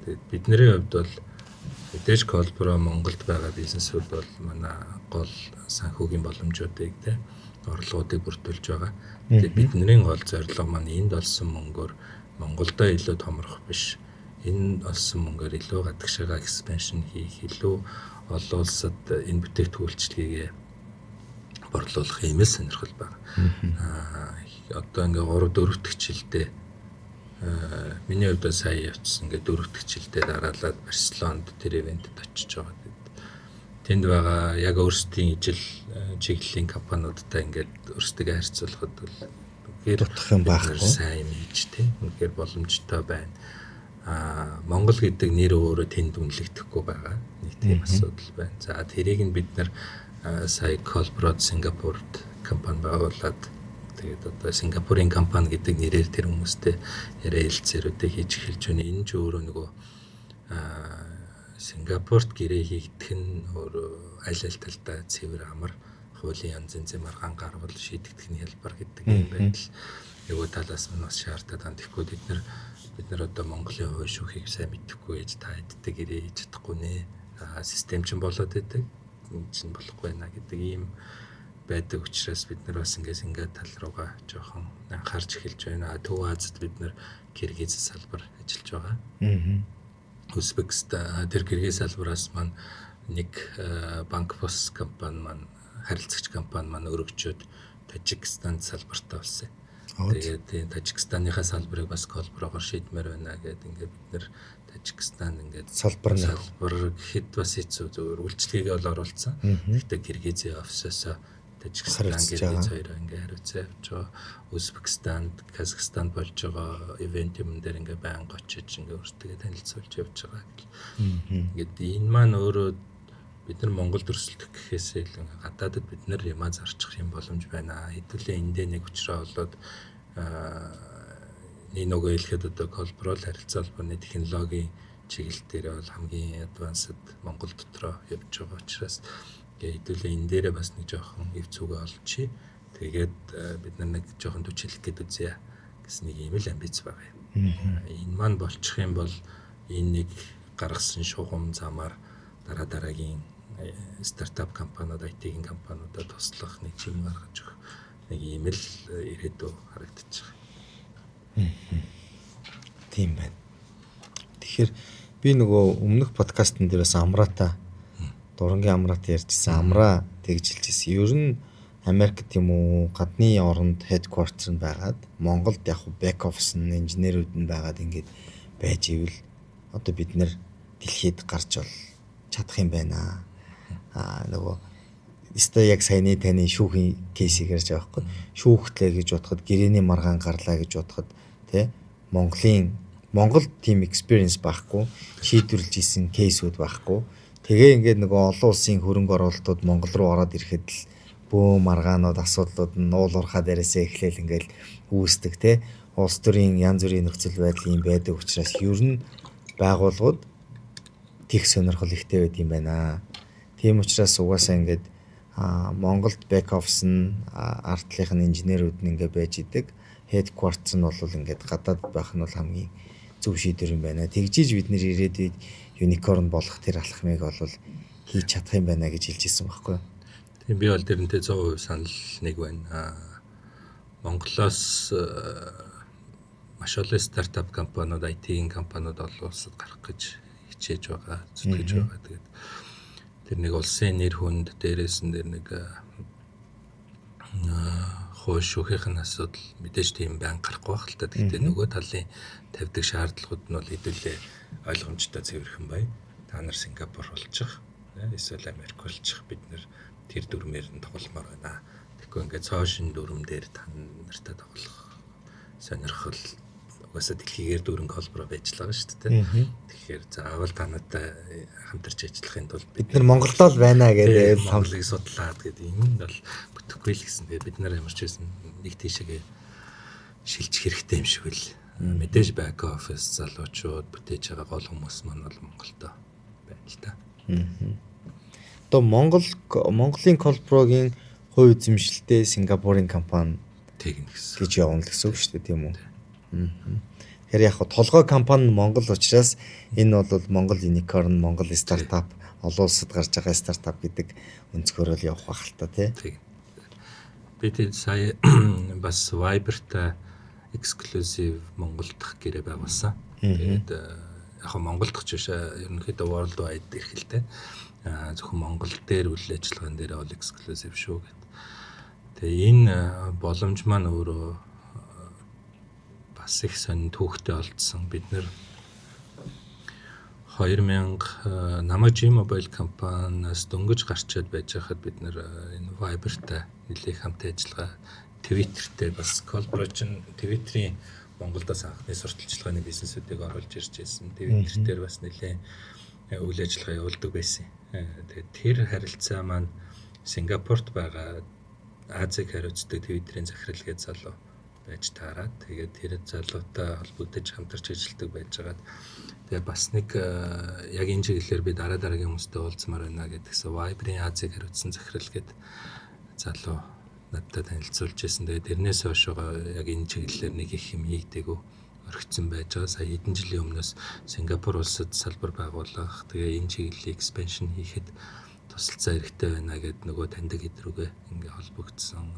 Манай Viber-д захирал хийжсэн залуу маань Viber-аас гараад Snapchat-ийн захирал хийж явж байгаад одоо дэлхийн бас нэг том технологийн компани Азийг хариуцсан захирал хийгээд ингээ явж ирсэн. Тэгээ тэр тэгвэл хоёулаа би чиний эндх асуудал төр чин туслая. Одоо advisor гэдэг маягтайгаар явъя гэд одоо манай зөвлөхөр ажиллаж байгаа. Тэр залуу маань ингээд Viber-тай бид нэрийг танилцуулах, ойлгуулах гэдэг юмнууд хийгдсэн. Viber тэр гэрээг зурхтаа Монголдо зурхгүй. Тэд нэр Колпрогийн Сингапур дахь оффистой зурна гэд. Тэг ингээд яг дэлхийн том компаниудтай ингээд хүнийг олоод яриулаад тэг ингээд өөрсдөө зөвөр ойлгуулад ингээд бол технологийн хувьд одоо хоцрогдоогүй байна. Бид нар одоо Viber-ийн партнер гэдэг дотор ороод харахаар 112 техникийн партнер байгаа. 112 Колпро гэсэн үг тийм дэлхийд тэдний нэгээр тэдний бүх тестүүдийг даваад ингээд шалгараад гарсан. Одоо Viber компани энд үйлчлэгээ үзүүлэхдээ нөгөө компани нэмэлт шаардлага үүсэх юм бол бид нарт өгч хийлэгдэг нэг ийм хамт ажиллагаанууд болчихж байгаа юм. Энэ үрээгээр ч гэсэн бид нар Филиппиний Smart гэдэг оператор компани, Филиппиний хамгийн том оператор компанид Viber үйлчлэгээ үзүүлж байгаа. Тэгээ энэ үйлчлэгээнийхэн дундалт Колпрогийн технологиг ашиглах юм яриа хэлцээрүүд хийгдэж явж байгаа. Тэр юм денгийн алдаа бол бид нэг их асуудал байхгүй. Гол асуудал маань тэр компани хаана байх вэ? Ямар хуулийн зохицуулалтаар явах вэ? Нөгөө талд бид нарыг хэн төлөөлж тэнд ярих вэ? Одоо Viber-ийн Азийг хариуцчихсан захирал байсан залуу бид нарыг төлөөлөд ярихаар тэнд байгаа ажлууд бол ингээд маш хурдцтай явчихад байдаг. Тэгж юм тий.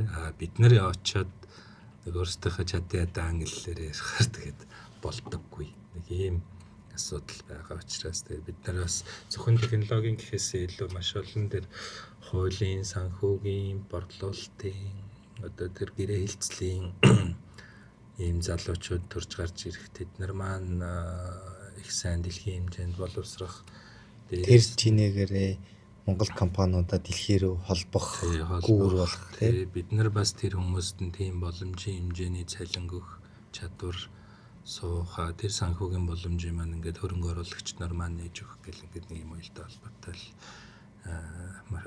road map юм шиг байна. Тийм байна.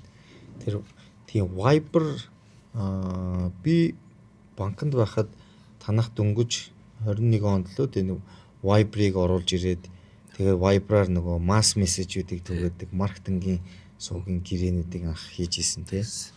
Тэгээ тэр үед бол бас хэрэглэх гэж үзчихсэн. Тэгэнгүүт нөгөө дугааруудаа харилцагчийнхаа дугааруудыг өгнө, тэгээл чааш нь явуулна гэдэг нөгөө банк талдаа нөгөө сувг байгаагүй болохгүй тийм кейс байдаг байсан. Тэгээд бид нэр тухайн үед бол тэгж туршиж үзэж байгаагүй тийм кейс бол байсан. Түүнээс тэр чинь маркетингийн чиглэлээр бол хэрэглэхэд айгүй зөв байгаадсэн. Тэгээд нөгөө бизнес лайн гаргаж ирээд тэгээд тэрүүгээр харилцаа аваад явъя гэхээр мессежүүд нь бас амар үнэтэй болоод байсан. Бараг л ирж байгаа мессежин дээрээ мөнгө төлдөг, явж байгаа дээрээ төлдөг гэл ингээл амар үнэтэй харилцаа яваад байсан. Бид нэр сая энэ хамтээ Viber-тэй хийгдсэн гэрээний үндсэн дээр бол ерөнхийдөө нэг 2-3 юм шийдэж байгаа. Нэгдүгээр Colpro банк бос ер нь бол хэрэглэгч тал Colpro Viber гэсэн энэ гурван талын энэ холболт өөрөө Viber-ийн өөрсдийн certified end-to-end encryption-ээр явах юм боломжтой болж байгаа. Тэгэхээр нөгөө банкны тавьж байгаа болон тэр шаардлагууд хангагдж байгаа энэ дээр нь Viber өөрөө гаранти баталгаа гаргаж өгч байгаа. Хоёр дахь асуудал нь үнийн хувьд бид нэр танаа энэ үн боломжгүй Монголд бол яагаад болохгүй гэдгээ бид нэр одоо ингээ 3-4 жил нөгөө бизнес мессежийг борлуулад Viber тоогийн нөгөөд явж байгаа болохоор SMS-ийн үннүүдийн судалгаагч гэсэн энэ гаргаж өгөөд ингээд энэ хоёр үн ийм байвал зүгээрээ гэдэг одоо үнийн хувьд нэлээд юмдарсан өрсөлд хүзүүнтэй болсон. За. Тэгээд 3 дахь том боломж нь бол бид нэр энэ тэр олон улсад Viber-аар дамжуулан борлуулалт хийх гэдэг. Бид нэр одоо Viber-ийн тэр партнер листэнд орсноос хойш хэд хэдэн компанид үйлчлэгээ үзүүлж байна. Бид нэр тэр хүмүүсийг хараагүй айл улсад байдгийг мэдэхгүй. Гэхдээ ямар ч байсан Viber-аар дамжаад манахаас борлуулалтаа хийгээд ингээд төлбөрөө төлөөд явж байгаа. Ийм нэг хэд хэдэн багалтай жижигэн компаниуд тийм. Colpro хэрэглэж байгаа гэсэн үг тийм. Тийм, Colpro-гийн платформоор дамжуулаад Viber-ыг хэрэглэж байгаа. Ийм компаниуд бас байдаг болж байна. Тэгэхээр тийм 3 том боломж нэгдсэн учраас бид энэ жилдээ нэлээд Viber суурьс үйлчилгээнүүдийг зах зээл рүү төлхөө гаргая гэсэн юм бодолтой байна. Тэгэхээр тэр концепц нь ер нь юу гэсэн үг юм те нөгөө байгууллагын Viber-тай харилцагч нар байгаа тэднэр лүгөө хүрэхэд голд нь Colpro ажиллаж байгаа гэсэн үг. Viber өөрөө ийм дундын хэрэглэгчийн платформ хөгжүүлдэг юм бэл. Харин тэгэнгүүтээ тэр 112 компаниг ингээд тестлээ тавьчихдаг. Тэгээ та хэд эндээс дуртайгаа сонгоорой. Аль нь таньж ажилласан Viber certified шүү. Тэгээд тэгчингүүд ягаад ч юм манайхаа нэг хэдэн компани сонгоод ороод ирсэн. Тийм. Тэгээд бид Viber-ийн бизнес мессеж дээр нэг юм бот үүсгээд тэр чинь бол Viber дээр үүсгэж болдیں۔ Тий. Өөр дээр нь үүсгэж болдیں۔ Тэгээ ингээд нэрээ өгөө явчихтیں۔ Тэгээд нөгөө API-ыг нь аваад хариулт өгөөд инээ тэр явъя гэхэр нэг жоохон төвөгтэй байгаад айгүй интерфейс нь айгүй муу, ажиллагаа нь айгүй муу, тэгээ систем хэрэгтэй болоод би өөрөө тэр чинь туршиж үзчихсэн. Тэгээд бид нэр ер нь тийм хэрэглэгч талын солиушнуудыг партнераар дамжуулж явуулна. Зөвхөн API-ийн хэмжээнд байлгах гэдэг бодлоготой байна. За одоо тэгвэл ингээд Colpro маань ер нь дэлхийн үндсэн оператор том оператор компаниуд те энэ харилцаа холбооны компаниуд ер нь хамтын ажиллагаагаа ингээ эхлүүлээд явж юм. Ер нь энийг эхлүүлэхэд за одоо энэ бол нөгөө Барселонад анх очоод л те өөрсдийнхөө бутыг засаал Монгол улсын бут дээр ингээл Colpro-гийн бут эхлээл тэгэл тэндээ сонгогдоод ингээл эхлээл явж байгаа байх гэж бодож байна. Тэгэхээр энэ алхам ер нь та ядэд маань хэр хэцүү байв те. За нөгөө Япон хөрөнгө оруулчихсан учраас за энд бол ингээ гадны хөрөнгө оруулалттай компани байна. За тэгээд Сингапурт офстой бас ийм компани байна гэж үзэхээрээ илүү нөгөө гадны байгууллагууд сонгох магадлалууд нэмэгдэж гин үү те. Энэ хэсэг дээр ер нь челленжүүд та бүхэнд маань хэр байв? хэр тулгарч байна. Япон хөрөнгө оруулалт бол бид нэр зөвхөн санхүүгийн утгаараа биш, маш олон талаараа бас хөрөнгө оруулалт болж чадсан. Нэгдүгээрт бид нэр одоо гадны хөрөнгө оруулалтын өмнө хэрхэн одоо туудсын хувьд компани бүх л баримт бичиг цааснуудын хувьд зөв зэгцтэй байх, аудитлагдах гэдэг энэ чинь нөгөө техникийн стартап хідэн нөхдүүдийн нэг юм чаддаггүй зүйл. За ингэж болчих байлгүйгээ хайдаг. Энэ зөвлөдөд илүү чам барих, илүү сайн болох. Энэ чиглэлд бид нарыг бас их сургасан. Соёлын хувьд бас их сайжирсан. Нөгөө талдаа мэдээж одоо юу гэдэг Япон этгээд хөрөнгө оруулсан гэдэг брендинг нь өөрөө бид нарт бас их олон компанитай гэрээ борлуулалт хийхэд Монгол дотроо бас их том дэм болсон.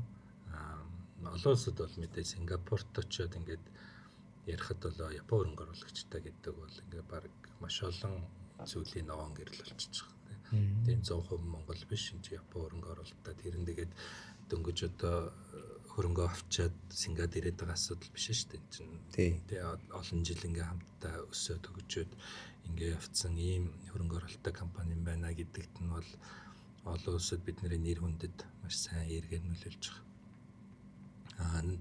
Барселоны асуудал бол хамгийн анх бүт зассан нь бол Монгол улс учрал сайд, цахим хөгжлийн сайд болчоод анх удаа тэр Монгол улсын бүт гэж засаад тэнд бол улс улсын бүтүүд байгаа. Тэгээд Монгол улс анх удаа өөрсдийн бүт засаад нэг 6 компани багтахаар хэмжээний 6 юм зогсоортой гэх юм те зогсоод арталтаа дэлгэцтэй 2 хүн зогсоож болохоор ер нь л нэг тиймэрхүү л нэг юм стандарт байдаг. Тэгэл одоо Эстоних гэхэд их гоё, Солонгос их гоё орно, Израилийн бүт гэдэг бол их сонирхолтой ч гэдэм үү те.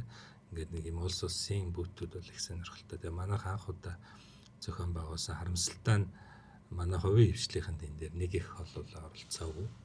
Уул нь анхандаа их оролцсон гэдэг ингээд явчихсан. Тэгээд зөв миний мөрөөдөл тухайн үед юу байсан гэхээр за ер нь ингээд нэг юм жишг болчихосоо та ингээд ядахнаа нэг дэлхийд гарна гэж хүсэж байгаа мөрөөдж байгаа нэг 5 компани ингээд ирээд зогсвол за нэг дээр нь улс өөрийгөө танилцуулдаг юм байлгүй те ийм Монголиа ч юм уу и баримтаа бол платформуд ба шүү дээ нэг танилцуулдаг юм байлгүй гэхэд үлдсэн 5-ын ядаж хөнгөлөлтөө өнөр IT-гийнхаа компаниудад такси марн борлуулчвал бид нарт бас ингээд тэнд очиж танилцуулга хийх бас их гоё юм байна гэж хараад тэгээд харамсалтай тэрний дараа жилээс энэ ажлууд маань яваагүй. Тэгээд бид нэр өөрсдийнхөө зардлаар гэх юм өөрсдийнхөө боломжоор их бага хэмжээний газар төрөсөлж аваад л танилцуулж байгаа юм. Тэгэхээр ерөнхийдөө эх жилээс бидэд энэ жил л илүү ярьж эхлэе гэж бодож байна. IT-гийнхаа компаниудтай ярилцаад хэдүүлээ одоо зардал мөнгөж тодорхой байдаг юм чинь. Хэдүүлээ болж игэл улсаас нэг тодорхой дэмжлэг байвал сайн байна. Болохгүй бол хэдүүлээ хувааж агаад тэр зардлаа гаргаад Монгол гэдэг хүнд анхаарагдах ус томхон бүт засахгүй бол тэр чинь нэг компани боломж ирвэлээ бүгдээрээ очиж зогсоод Монгол гэж зогсож байхад бол нэлээд юм сонирхолтой уулзалт яриа хэлцээрүүд болох боломж харагдаад байна. Тэгэхээр энэ тал руу бас ажиллая. Тэн дээр бол би бас хувийн хвшлийн маань оролцоо бас их муу байж төр болвол нэг тухайн жил бол нэлээд нэмсэн. Юу гаргаж өгөөд талбай юм гаргаж өгөөд та хэдэ визэн чинь орвол бидэд ингээд дэмжиж байгаа бичиг сачиг хийж өгье гэдэг ингээд тэгээ та хэдийн зогсны төлөө бид нарт нэмэлт хураамж авахгүй замын зардал буудалтайгаа л очиж гэл ингээд уул нэг дэмжсэн тэгээд харамсалтай нэг их компаниуд яваагүй. Манайх нэлээд олон зогсоорыг нийцэлж зогсон да тийм. Хувь хүмүүс бас нэлээд явсан те тэрүүгээр чинь хувь хүмүүс нэлээд явж исэн.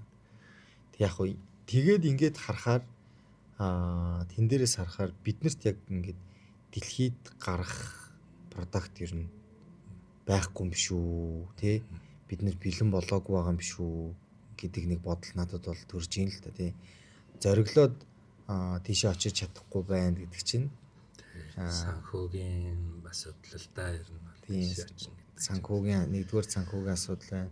Хоёрдугаарт яг нэг өөрсөддөө итгэх итгэл байна. Нөгөө талаараа яг юугаа танилцуулчихъя гээд одоо тий яг алигээ танилцуулах ингээд бариад авах продакт нь жоохон тий. бага байгаадах шиг байна. Хилний асуудал бас байна. Хилний асуудал байгаа. Тэгээд нөгөө үгүүд шүү дээ суусан цэцнээс явсан тэнгэн дээр явсан нохоо ясцсан гэдэг шиг. Тэгэл ямар ч байсан бид нар өөрсдөө гололгүй явж үзэж тэнд ер нь юу болоод байгаа бид нар хаана байгаа ер нь юун дээр анхааруул тэд нартай арай ойртох юм гэдгээ очиж харж ижил мэдхий бэл. Тэрнээс биш одоо эндээс нэг том дэлхийн барьж очиод тэнд шууд борлуулчихна гэж бол хэзээж байхгүй шүү дээ. Тэгэхээр очиж үзээд 3 жил 4 жил алдаж болно да. Тэр хэрээрээ ингээд юмаа сайжруулаад тэнд байгаа хүмүүстэй нэтворкинг тогтоогоод найз нөхд болоод ингээд явах нь л илүү урт хугацааны бизнес юм чинь.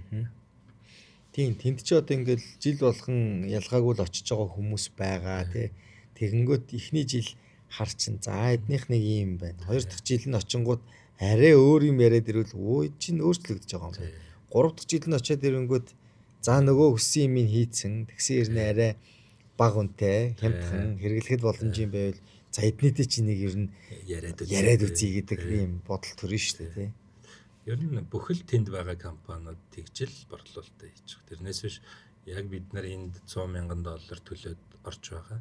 Эндээсээ нэг $200,000 олно доо гэж орж байгаа компани нэгч байхгүй. Энэ дандаа л энэ маань дараагийн 5 жилийн 10 жилийн дараах ургацаа урах үрээ тарьж जैन тэр зорилгоороо хүмүүстэй уулзаж байна гэсэн ийм майндтай оролцож байгаа болохоор бид нар бас тийм юм дотроо хийдэг хөгжүүлдэг болохгүй л нэг удаа яваал бүх юм бүтчихнэ гэдгээр хандаа. Тэгээд нэг яваад бүтгээ болохоор нөгөө сэтгэлээр унаал.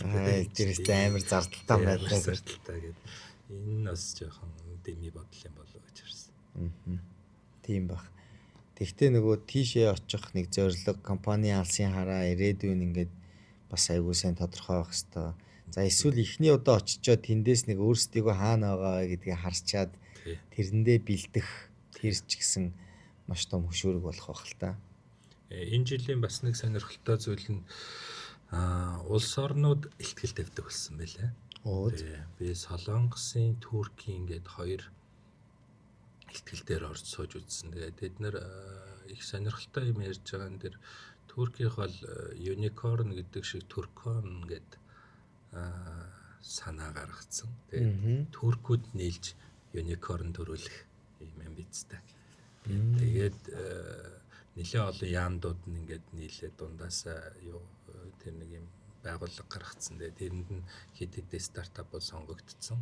Тэд нэр ингээд дэлхийн том гэсэн бүх үзэсгэлэнгүүдэд тэр зардлаараа гаргаж ингэж танилцуулж явдаг. Гэхдээ тэр нь бүр юм зүгээр дөнгөж үүсэж байгаа стартапууд биш. Та нар нэг энэ хэмжээнд хүрээд дэлхийд нэг гаргах юмтай болоод ирэх юм бол улс тэн дээр чинь ийм дэмжлэг үзүүлээд та нарыг ийм дэлхийн том газруудаар явуулж энэ нэтворкинг хийж өгнө, лобби хийж өгнө гэдэг тийм концепцууд гарсан байлээ. Тэгээд тэнд байгаа Туркийн, Солонгосын компаниудыг харахад бас гоё л. Тийм ээ тий бас сонирхолтой тий. Бүх стартапуудыг дэмжихгүй. Эндээс дээшээ гарч ирвэл энэ зөвхөн зорилго нь unicorn болох учраас та нарт ийм бенефитүүд өгнө шүү. Гэдэг болсон юм бэл. Тийм байна тий. Тэгэхээр одоо нэг манайхс нэг виртуал бүс гээл жижиг ч байсан хамаагүй ингээд ер нь нэг юм дэмжчихгээд байгаа. За яг хуу виртуал бүс дээр нэг юм эхний ээлжний энжил хөрөнгө оруулалт авах, гадны хөрөнгө оруулалт авах нөхдүүд ингээд байжулдаг байна гэд бодохоор томчуудын яах вэ? Арай нэг жоохон unicorn руу дөхөх гээд байгаа нөхдийн яах вэ гэхээр тийм бодлого биднэрт одоохондоо байхгүй байгаа тийм. Нөгөө тэгүрээ эндээ саяных тэр ийм кейс байж болох уу? Тэртээ дэргүү Монголоос төрүүлнэ л гэж бид нэр амбицлах хэрэгтэй шүү дээ тийм. Сингапурт компани байгуулад unicorn болохын оронд Монголынхоо компанийг төрнө ч гэсэн дэмжиж ингээд unicorn болгоно гэдэг майндтай л байхгүй бол за угаасаа Монголоос төрөхгүй хэмжээнд та нар очиод Делаваред Америкт очиод компани байгуул, Сингапурт очиод компани байгуул гэж хэлж бас болохгүй тийм. Болохгүй байх л да. Гэтэ ер нь нэг ийм тим одоо мэдрэмж тийм юм ер нь яваад эхэлсэн байх гэж харсан. Одоо тэр Туркийн Солонгосын тэр ихтгэл тавьж байгаа тэр арга хэмжээний гол зорилго нь чи аль ч улсын стартап байж болно. Манай энд ирээч л гэж байгаа юм билээ. Тэгээд гэр бүлээр чи виз өгнө. Ажиллах хэрэгтэй виз өгнө. Бүх тэр нийгмийн даатгал, иншуранс, юунуудын social insurance-ийн асуудлыг чинь үнэгүй шийдээд өгнө. Тэгээд янз янзын татвар гэж авахгүй. Гол нь чи яг эндээ стартап ажиллаулаад ингээд манахаас талентуудыг аваад тэгээд ийм unicorn болооч бид нар маш бага юм requirement тавья гэдэг л тийм байна. Тэгэхээр Туркийнхэн ч гэсэн турк компани unicorn болгох биш. Дэлхийн нөхдүүдийг татаж авчирч агаад Туркээс төрсэн unicorn болгож гаргах нь илүү чухал баг шиг. Тийм байна тий. Одоо нөгөө би сүүлд сонсч ирсэн Монгол ID буюу тий Халиумбат захирлын компани чинь Англид очоод бас тэд нар чинь Киргизэд бас банк санхүүгийн салбартай байгаа. Тийм. Тэгээд Сингапурт бас нэг компани байгаа. Тэгээ бүр толгой компани Англид байгуулад Англид яг нэг саяны жишгээр буюу тэр татвар бүх юмнууд нь ингээд шийдэгдээд тийшээ очсон гэж сонсч ирсэн. Тэнд бас нэг инкубаторт бойжж байгаа гэсэн үг болоод байгаа. Тийм. Инкубатор ч өөрөө хэд хэдэн янз л болцсон юм байна л да. Тийм л юм байна л да тий. Unicorn инкубатор хүртэл байдаг л ч гэсэн үг юм байна. Тэгээд би тэгж сонсч ирсэн. Тэгэхээр ер нь бол яг хөө ирээдүйд Монгол эзэнтэй Монгол хөрөнгө оруулагчтай тэгээд одоо Англи байна уу, Солонгос байна уу, Сингапур байна уу, Америк байна уу бүртгэлтэй ийм юникорнууд төрөх боломжууд бол нэгдэж байгаа юм байна л гэж ойлгох юм байна. Би бол тэр нь илүү ойрын ирээдүй баха. Тэрний дараа одоо тэр хүмүүсийн гаргасан замаар яг цэвэр Монгол компани яваад тэгээд дараагийн юникорн болох болов. Тэгээд бид бас компани дотроо их ярилцдаг жишээ нь ядаж кэгшүүсэн шиг болчих юмсан гэдэг. Тэгэх юм бол бидний араас дараагийн асуушээр дараагийн хангахаа төрж гарна дээ. Тэгэхээр ядаж нэг дэлхий дээр юникорн биш юм гэхэд дэлхийн операторуудтай хилээ олцдог, борлуулалтаа хийдэг, системээ нийлүүлдэг нэг ийм хэмжээний дундаж тоглогч болчихвол энэ зам маань өөрөө дараагийн залуучуудад бас том зам болоод тэд нар маань илүү гоё бүтээгдэхүүнээр илүү өндөр үнэлгээтэй дэлхийд өрсөлдөх байхаа л гэж байна. Тийм. Ер нь одоо нөгөө хэдий Сингапурт толгой компанитай компани байгаа ч гэсэн бид нар монголчуудын үүсгэн байгуулсан компани шүү. Манай back office бүгдээрээ Монголд байдаг шүү гэдэг нэрийг үргэлж авч явж ийж тий хамт явж ийж эн чин тэр дараагийн төвчээ болно гэсэн үг шүү дээ. Тэрнээс биш одоо энэ бүх санаануудаа аваад нэг хэдэн гадны залуучуудад мөнгөний төлөө девелопер болгож ажиллаулад тий борлуулалтын нийлгээд ингэ явчихвал энэ Монгол компани биш болчихлоо да. Харин тэгэх гээд байгаа. Одоо тэгвэл ер нь одоо Colpro Lime гэж бол тусдаа компани байгаа юу? Тийм, компанийн хувьд тусдаа. Компанийн хувьд бол тусдаа зөвшөөрөлтэй. Тусдаа компани. За тэгэхээр энэ хоёр маань одоо толгой компаниараа дамжуулаад ер нь танаг байгууллагыг ер нь стартап гэж нэрлэх үү тий. За тэгээд таны төлөвлөгөөгөөр та нарын одоо энэ санхүү борлуулалтын орлого ирээдүйн энэ өсөж байгаа энэ төлөвлөлтөөр тий хизээ хэдүүлээ ер нь юникорн болно гэж та одоо харж байгаа бай. Яг хоо компанийн хувьд одоо татвар төлж байгаа орлого хэмээрээ бол бид нар Монголд нэлээд дэжгүй компани нэг болцсон явж байгаа. Тэгэхээр зөвхөн стартап гэдэг нь дөнгөж санаа гаргаад тэрийг хэрэгжүүлж байгаа үе гэвэл тэрийг өнгөрцөн баг. Зөвхөн компани доторх соёл бидний хоорондын харилцаа хөгжүүлэлтэн дээр гаргаж байгаа эсвэл асуудалд хандж байгаа энэ хандлагууд бол яг л стартап хിവэр байгаа.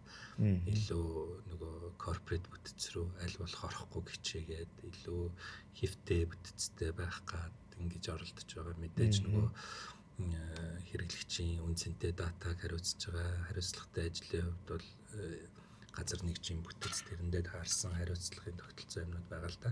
Гэхдээ ерөнхийдөө өдөр тутмын ажлыг шийдвэр гаргалтыг бол аль хэрэгтэй байдлаар хийх хүн болгон өөрийн гэсэн тодорхой хэмжээний эрх мэдэлтэй байх гэдэг. Энэ зорилгоор бол бид нэр стартапын соёлоо бол авч үлдэхийг хичээж байгаа. Юуны хувьд тэр ирээдүйн unicorn болно гэдгийн хувьд бол мэдээж дөө яг Монголын борлуулалт, Монголын энэ зах зээл дээр тоглогч байснараа бол unicorn болох ямар ч боломж байхгүй. Манай эдийн засаг ямар үлээ те. Тэгэхээр бид нэр гадаад руу гарах гэж ингээд сүүлийн хэдэн жил маш их эрчимтэйгээр тэгээ маш юм шуургуу тийм үзэж байна. Тэгээд нэг тийм юугаа алдсангүй, гадагшаа гарна гэсэн бодлогоо алдсангүй. Монголд янз янзын зинлэн болж байгаа ч гэсэн ямар ч гэсэн бидний зорилго бол гадагшаа гарах шүү гэдэг дээр залуучууд маань нэг итгэл үнэмшилтэй, өсгөн байгуулагч нар маань ч нэг итгэл үнэмшилтэй юм хөрөнгө оруулагч маань ч нэг талтай байгаа юм. Зүгээр тэр маань хаана вэ гэдгээл юм эрэл хайгуул хийсэн жилүүд болоод байна. Бид Төв Азад одоо 3 жил эртээ 3-4 жил эртээ яваад үзлээ. Тэгээд одоо ингээд Сингапурт хийж үзэж байна. Зүүн өмнөд Аз бол ингээд Viber-аар дамжуулаад маш олон ийм дэжгүй хандлтууд ингээд бий болох шинжтэй байна ч гэдэм ингээд олон газар бид нар ер нь дэлхийн хавтгай болсон гэдгийг бол мэдэрч эхэлж байна. За харин Colpro гэж нэг юм компани MWC дээр нэрээ яваад идэв шүү. Цаад ид чи нөгөө юм хийжлээ нөө тэрэнд ажгүй болоод энэ үуч гэдэг юм уу энэ ярианууд ингээл үе гардаг болоо уулзж байгаа хүмүүс өө танах энэ жил хэрэгчээнөө хэрэгчэл нэг уулзаж тэрийг яри нэг ийм зовлон гараад тань та шийдхүүч гэдэг юм уу тийм нөгөө талдаа одоо тэр Вьетнамын оператор компанич дээр Филиппиний оператор компани дээрч байгаа бидний үеийн залуучууд чинь бас л нэг ажиллаж байгаа залуугаад байгаа байхгүй. Тэгэхээр тэр бас л зовлонгоо ярина ингэж байна тэгж байна чи энийг хийж гин үү Монголд яаж яах гэл ингээд тэгэхээр тэр бол нөгөө хүн хоорондын харилцаа болох энэ нэг юм үе шат нь одоо л бидний нөгөө Монгол гэж харахаасаа илүү за ийм нэг залуучууд салбарт яваад идэг гэдэг энийг харж эхэлдэг үе одоо нэг бий болж гин удаа л гэж ойлгоод байна. Тэгэхээр эндээс л бид нэр илүү ухаантай байх хэрэгтэй илүү тийм зөв алхмуудыг хийж явах хэрэгтэй болохоор тэндээс их сайн суралцж байна. Тэгээд чинь Сингапурт байгаа манай энэ зөвлөхүүд эднэрийн бас зөвлөгөө юмнуудыг их сайн авч байгаа. AI гэдэг шинэ зүйл гарч ирсэнтэй холбоотойгоор бидний хувьд ч гэсэн бас бид нар ерөнхийдөө нэг 5 жилээр гэж төлөвлөгөө гаргаад 3 жил дотроо дүгнээд энэ хөвчдөг гэсэн юм. Энэ маань ч өөрөө ер нь бүтэхгүй шинжрүүгээ орж ирж байна. Ер нь жилдээ ингээд ярилцж байхгүй бол тэ урт хугацааны төлөвлөгөө бол ер нь маш их тийм савлгатай байна. Тэгэхээр одоо ингээд бид нар бүтэн SaaS компани гэдэг өөрсдөө нэрлэдэг байсан. Software as a Service гэдэг одоо бид нар бол agentic AI компани болох нь угаасаа тодорхой юм байна гэдгийг бид нар ойлгож эхэлж байна. Тэгээд энэ чиглэлээр манай хөгжүүлэлтийн маань ажиллаад эхэлсэн байна. Тэгэхээр бид нар бол харилцаа холбооны салбарыг AI-тай үйсэн хамгийн юм түчээлэгч платформуудын нэг байх гэж одоо олон улсад тэрийгэ таниулах, харуулах ажлууд байна. Одоо нөгөө Viber дээр 112 компани байна гэсэн шүү дээ. Систем үзүүлсэн байгаа. Тэр 112-оос хэн хамгийн хурдан AI руу адапт хийсэн нь бас дараагийн нэг левел рүү орох гэдэг байгаа байхгүй. Тэгэхээр энэ чиглэл рүү бид нар бас их хурдтай хөгжүүлэлтүүдийг хийх юм шаардлагууд байна гэдэг. Unicorn болох зүйл бид нар AI дээр байх болов гэж хараад байна. Энэ бол нөгөө том жижиг гэж ерөөсөө ялгахгүйгээр хин ухаантай хин их тийм мэдрэмжтэй байсан нь машин биологны том хэсгийг авч чадах үе юм зүйл болчлоо л да. Энд ч одоо корпоратуудын хэдэн мянган девелопертэй хүмүүсийн хийдэг байсан зүйлийг нэг 5-10хан залуучууд те AI-тай нийлж байгаад ингээд хэдхэн сарын дотор бүтээдэг л юм үе ирчлээ л дээ. Тэгэхээр тэр бол их сонирхолтой хэдэн жил байх болов гэж хараад байна. За ерөнхийдөө Colpro-гийн маань түүх, дулгаа захирлын маань түүх ингээд үнэхээр сонирхолтой байна. Тэгээд ер нь одоо Монголоосоо дэлхийд гарах маш том алхмуудыг, ихний алхмуудыг бол хийсэн үнэхээр сайшаалтай бас бахархмаар байна. Тийм тэгээд та бүхэн маань юникорн болоход мэдээж алхмаар ойртож байгаа тий. Тэгээд Монгол хувьцаа эзэмшигчтэй, Монгол залуучуудын, Монгол инженеруудын хийсэн платформ, SaaS service тий ингээд дэлхийд гарсан юникорн болох болтугай гэж ерөөмөр байна. Тийм тэгээд ерөнхийдөө подкастынхаа төгсгөлд би танаас за ер нь стартап хийх гэж байгаа залуучуудад хандаж юу гэж хэлэх вэ тий. За энэ сүүлийн 16, 14 тий 14 5 жилийн туршлага. За энэ стартапын амьдралд дэлхий дээр гарч үзэж байгаа энэ нөхцөл байдалд ер нь тий тулгаа гэж хүний технологийн салбарын энэ инженер хүний харсан өнцөг тий тэгээд энэ чиглэлийн залуучуудад өгөх зөвлөгөөгөө хайрлаач гэж бас хүсмээр байна. Яг өөрийнхөө одоо энэ 10 хэдэн жил технологи хийж байгаа энэ юм хэрэгэ бодохоор надад энэ тосолсон миний амьдралд энэ өөрөг хоройл оруулсан энэ хүмүүс маань бол намайг их сайн инженер болгоход бэлдсэн байна гэдэгт би их баяртай байдаг. Тэгээд G-Mobile маань ч гэсэн ерөнхийдөө миний хувьд маш том лаборатори байж тэ энэ бол инженер хүнд олдох маш ховор зүйлтэй нэр чинь Монголын харилцаа холбооны нэг том оператор компани өөрсдийнх нь лаборатори мэт ингээд дуртай холболтоо дуртай тестээ хийж болно гэдэг үл энэ маш том баярлалтай хөв заяад зүйл байсан гэж би өөртөө боддог. Тэгээд эргээд харахаар энэ Colbrol аим энэ зүйлийн бас нэг сайн явж байгаа суурь шалтгаан бол бид нэр маш сайн юм технологийнхаа гүн рүү норж судалсан. Маш их тийм салбараа ойлгож ингэж ажилласны дараагийн үйл явцуд маань байжээ. Ингэж хөгжиж байгаа юм бол бид нар ийм зүйл хийх ёстой юм байна. Энд асуудал байгааг бид нар тэр зүйлээр сольж хөгжүүлж болох юм байна, өөрчилж болох юм байна гэдэг. Тэгээ энийг олж харахын тулд corporate соёлд би бол нэг 5-10 жил чанагдаасаа гэж боддог. Тэнд хүнтэй ярьж сурдаг, хүнтэй газар нэгжүүдийг ойлгож сурдаг, хүний хэрэгцээ шаардлагуудыг таньж мэддэг. Дээрээс нь ер нь яагаад энэ том бизнесүүд ажиллаад байдгийг, яагаад удаан байдгийг, эсвэл яагаад амжилттай байдгийг ч тийм үү. Тэрийг ингээд харж ойлгосныхаа дараа стартап эхлүүлвэл илүү үнцэн бүтээх нь илүү юм болов гэж харсан. Тэрнээс биш би ч гэсэн 10 дөнгөж төгсөөд 10 жилээ төгсөөд ирээд найзуудтайгаа компани байгуулж исэн. Веб хийх гэж оролдож байсан. Тэгэл олон л тийм IT-ийн одоо стартап гэж нэрлэх нь хаашаа юм. Гэхдээ зөвхөн IT-ийн компаниуд байгуулад юм хийж үзээд одоо халтур маягийн ажлууд авч үзээд эсвэл нэг жижигэн програм хийснийгаа 1-2 газар зарах гэж оролдоод ч тийм ингээд явж исэн. Бүгдээрээ ерөнхийдөө амжилттай болсон. Тэгээд тэрний суурь шалтгаан бол ер нь юу хийх гээд байгаагийнхаа суурийг нэг сайн ойлгоогүй үедээ юм хийн гэж юмыг их өнгөцгөн харж хийх гэж оролдож исэн байна л гэж өөртөө дүгнсэн. Тэгэхээр залуучуудаа бас ямар нэгэн зүйл хийх гэж бол тэр чиглэлийн том компаниудад орж ажилласаа ерөнхийдөө тэр чиглэлийн эксперт болоосоо тэрний дараа тэр салбарыг өөрчлөх гой санаануудыг хэрэгжүүлэх боломж хүлээн зөвшөөрөгдөлт дээрээс нь хөрөнгө оруулалт тэр болгон бол дагаад ирж болдог бахаа л гэж харж байна. За баярлалаа, маш гоё зөвлөгөө байна. Тэгээд ер нь корпорат байгууллага гэж хүнийг тодорхой хэмжээнд хүмүүжүүлдэг тий маш их зүйлийг ойлгуулдаг.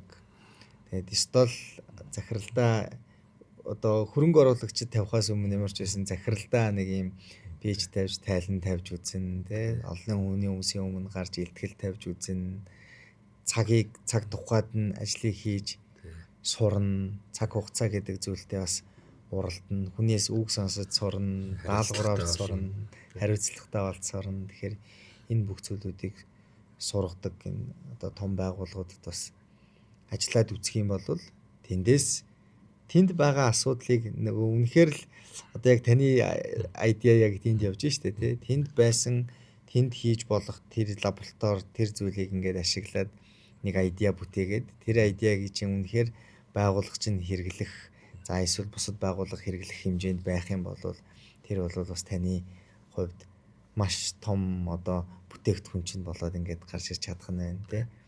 Нөгөө бит хоёр ярианыхын дээрсэн тий.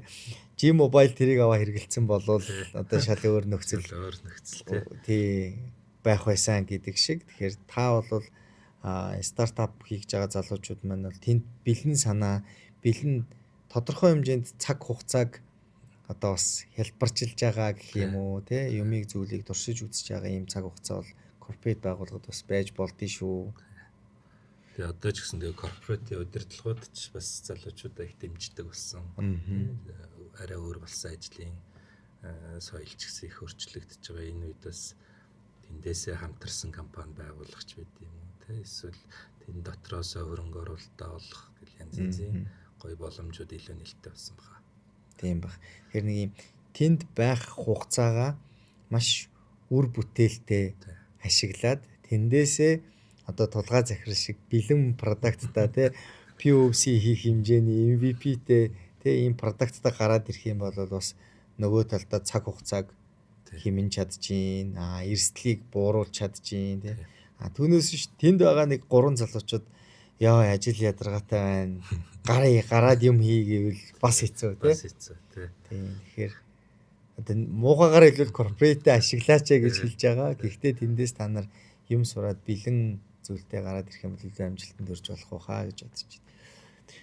За тэгээд манай подкастэнд ирж өөрийн зөвлөгөө за Колпрогийнхоо лаймынхаа түүхүүдийг хуваалцсан танд баярлалаа. Тэгээд танай хамт олонд бас амжилт хүсье. Таны хувийн бизнест бас өндрөөс өндөр амжилтыг хүсье. Дараа нь тэгээд одоо би ч бас нэлээд сайжраад та хэд маань ч гэсэн бас ингээд дэлхийн түвшний компаниуд болоо тэгээд дахиад ингээд ярилцаад дараагийн нэг үеийг те дараагийн нэг 3 жил 4 жилийг ингээд түүхийг хуваалцаад яриад сууж байхыг хүсэж байна. Тэгээд амжилт хүсье. Баярлалаа. Баярлалаа. Амжилт хүсье. За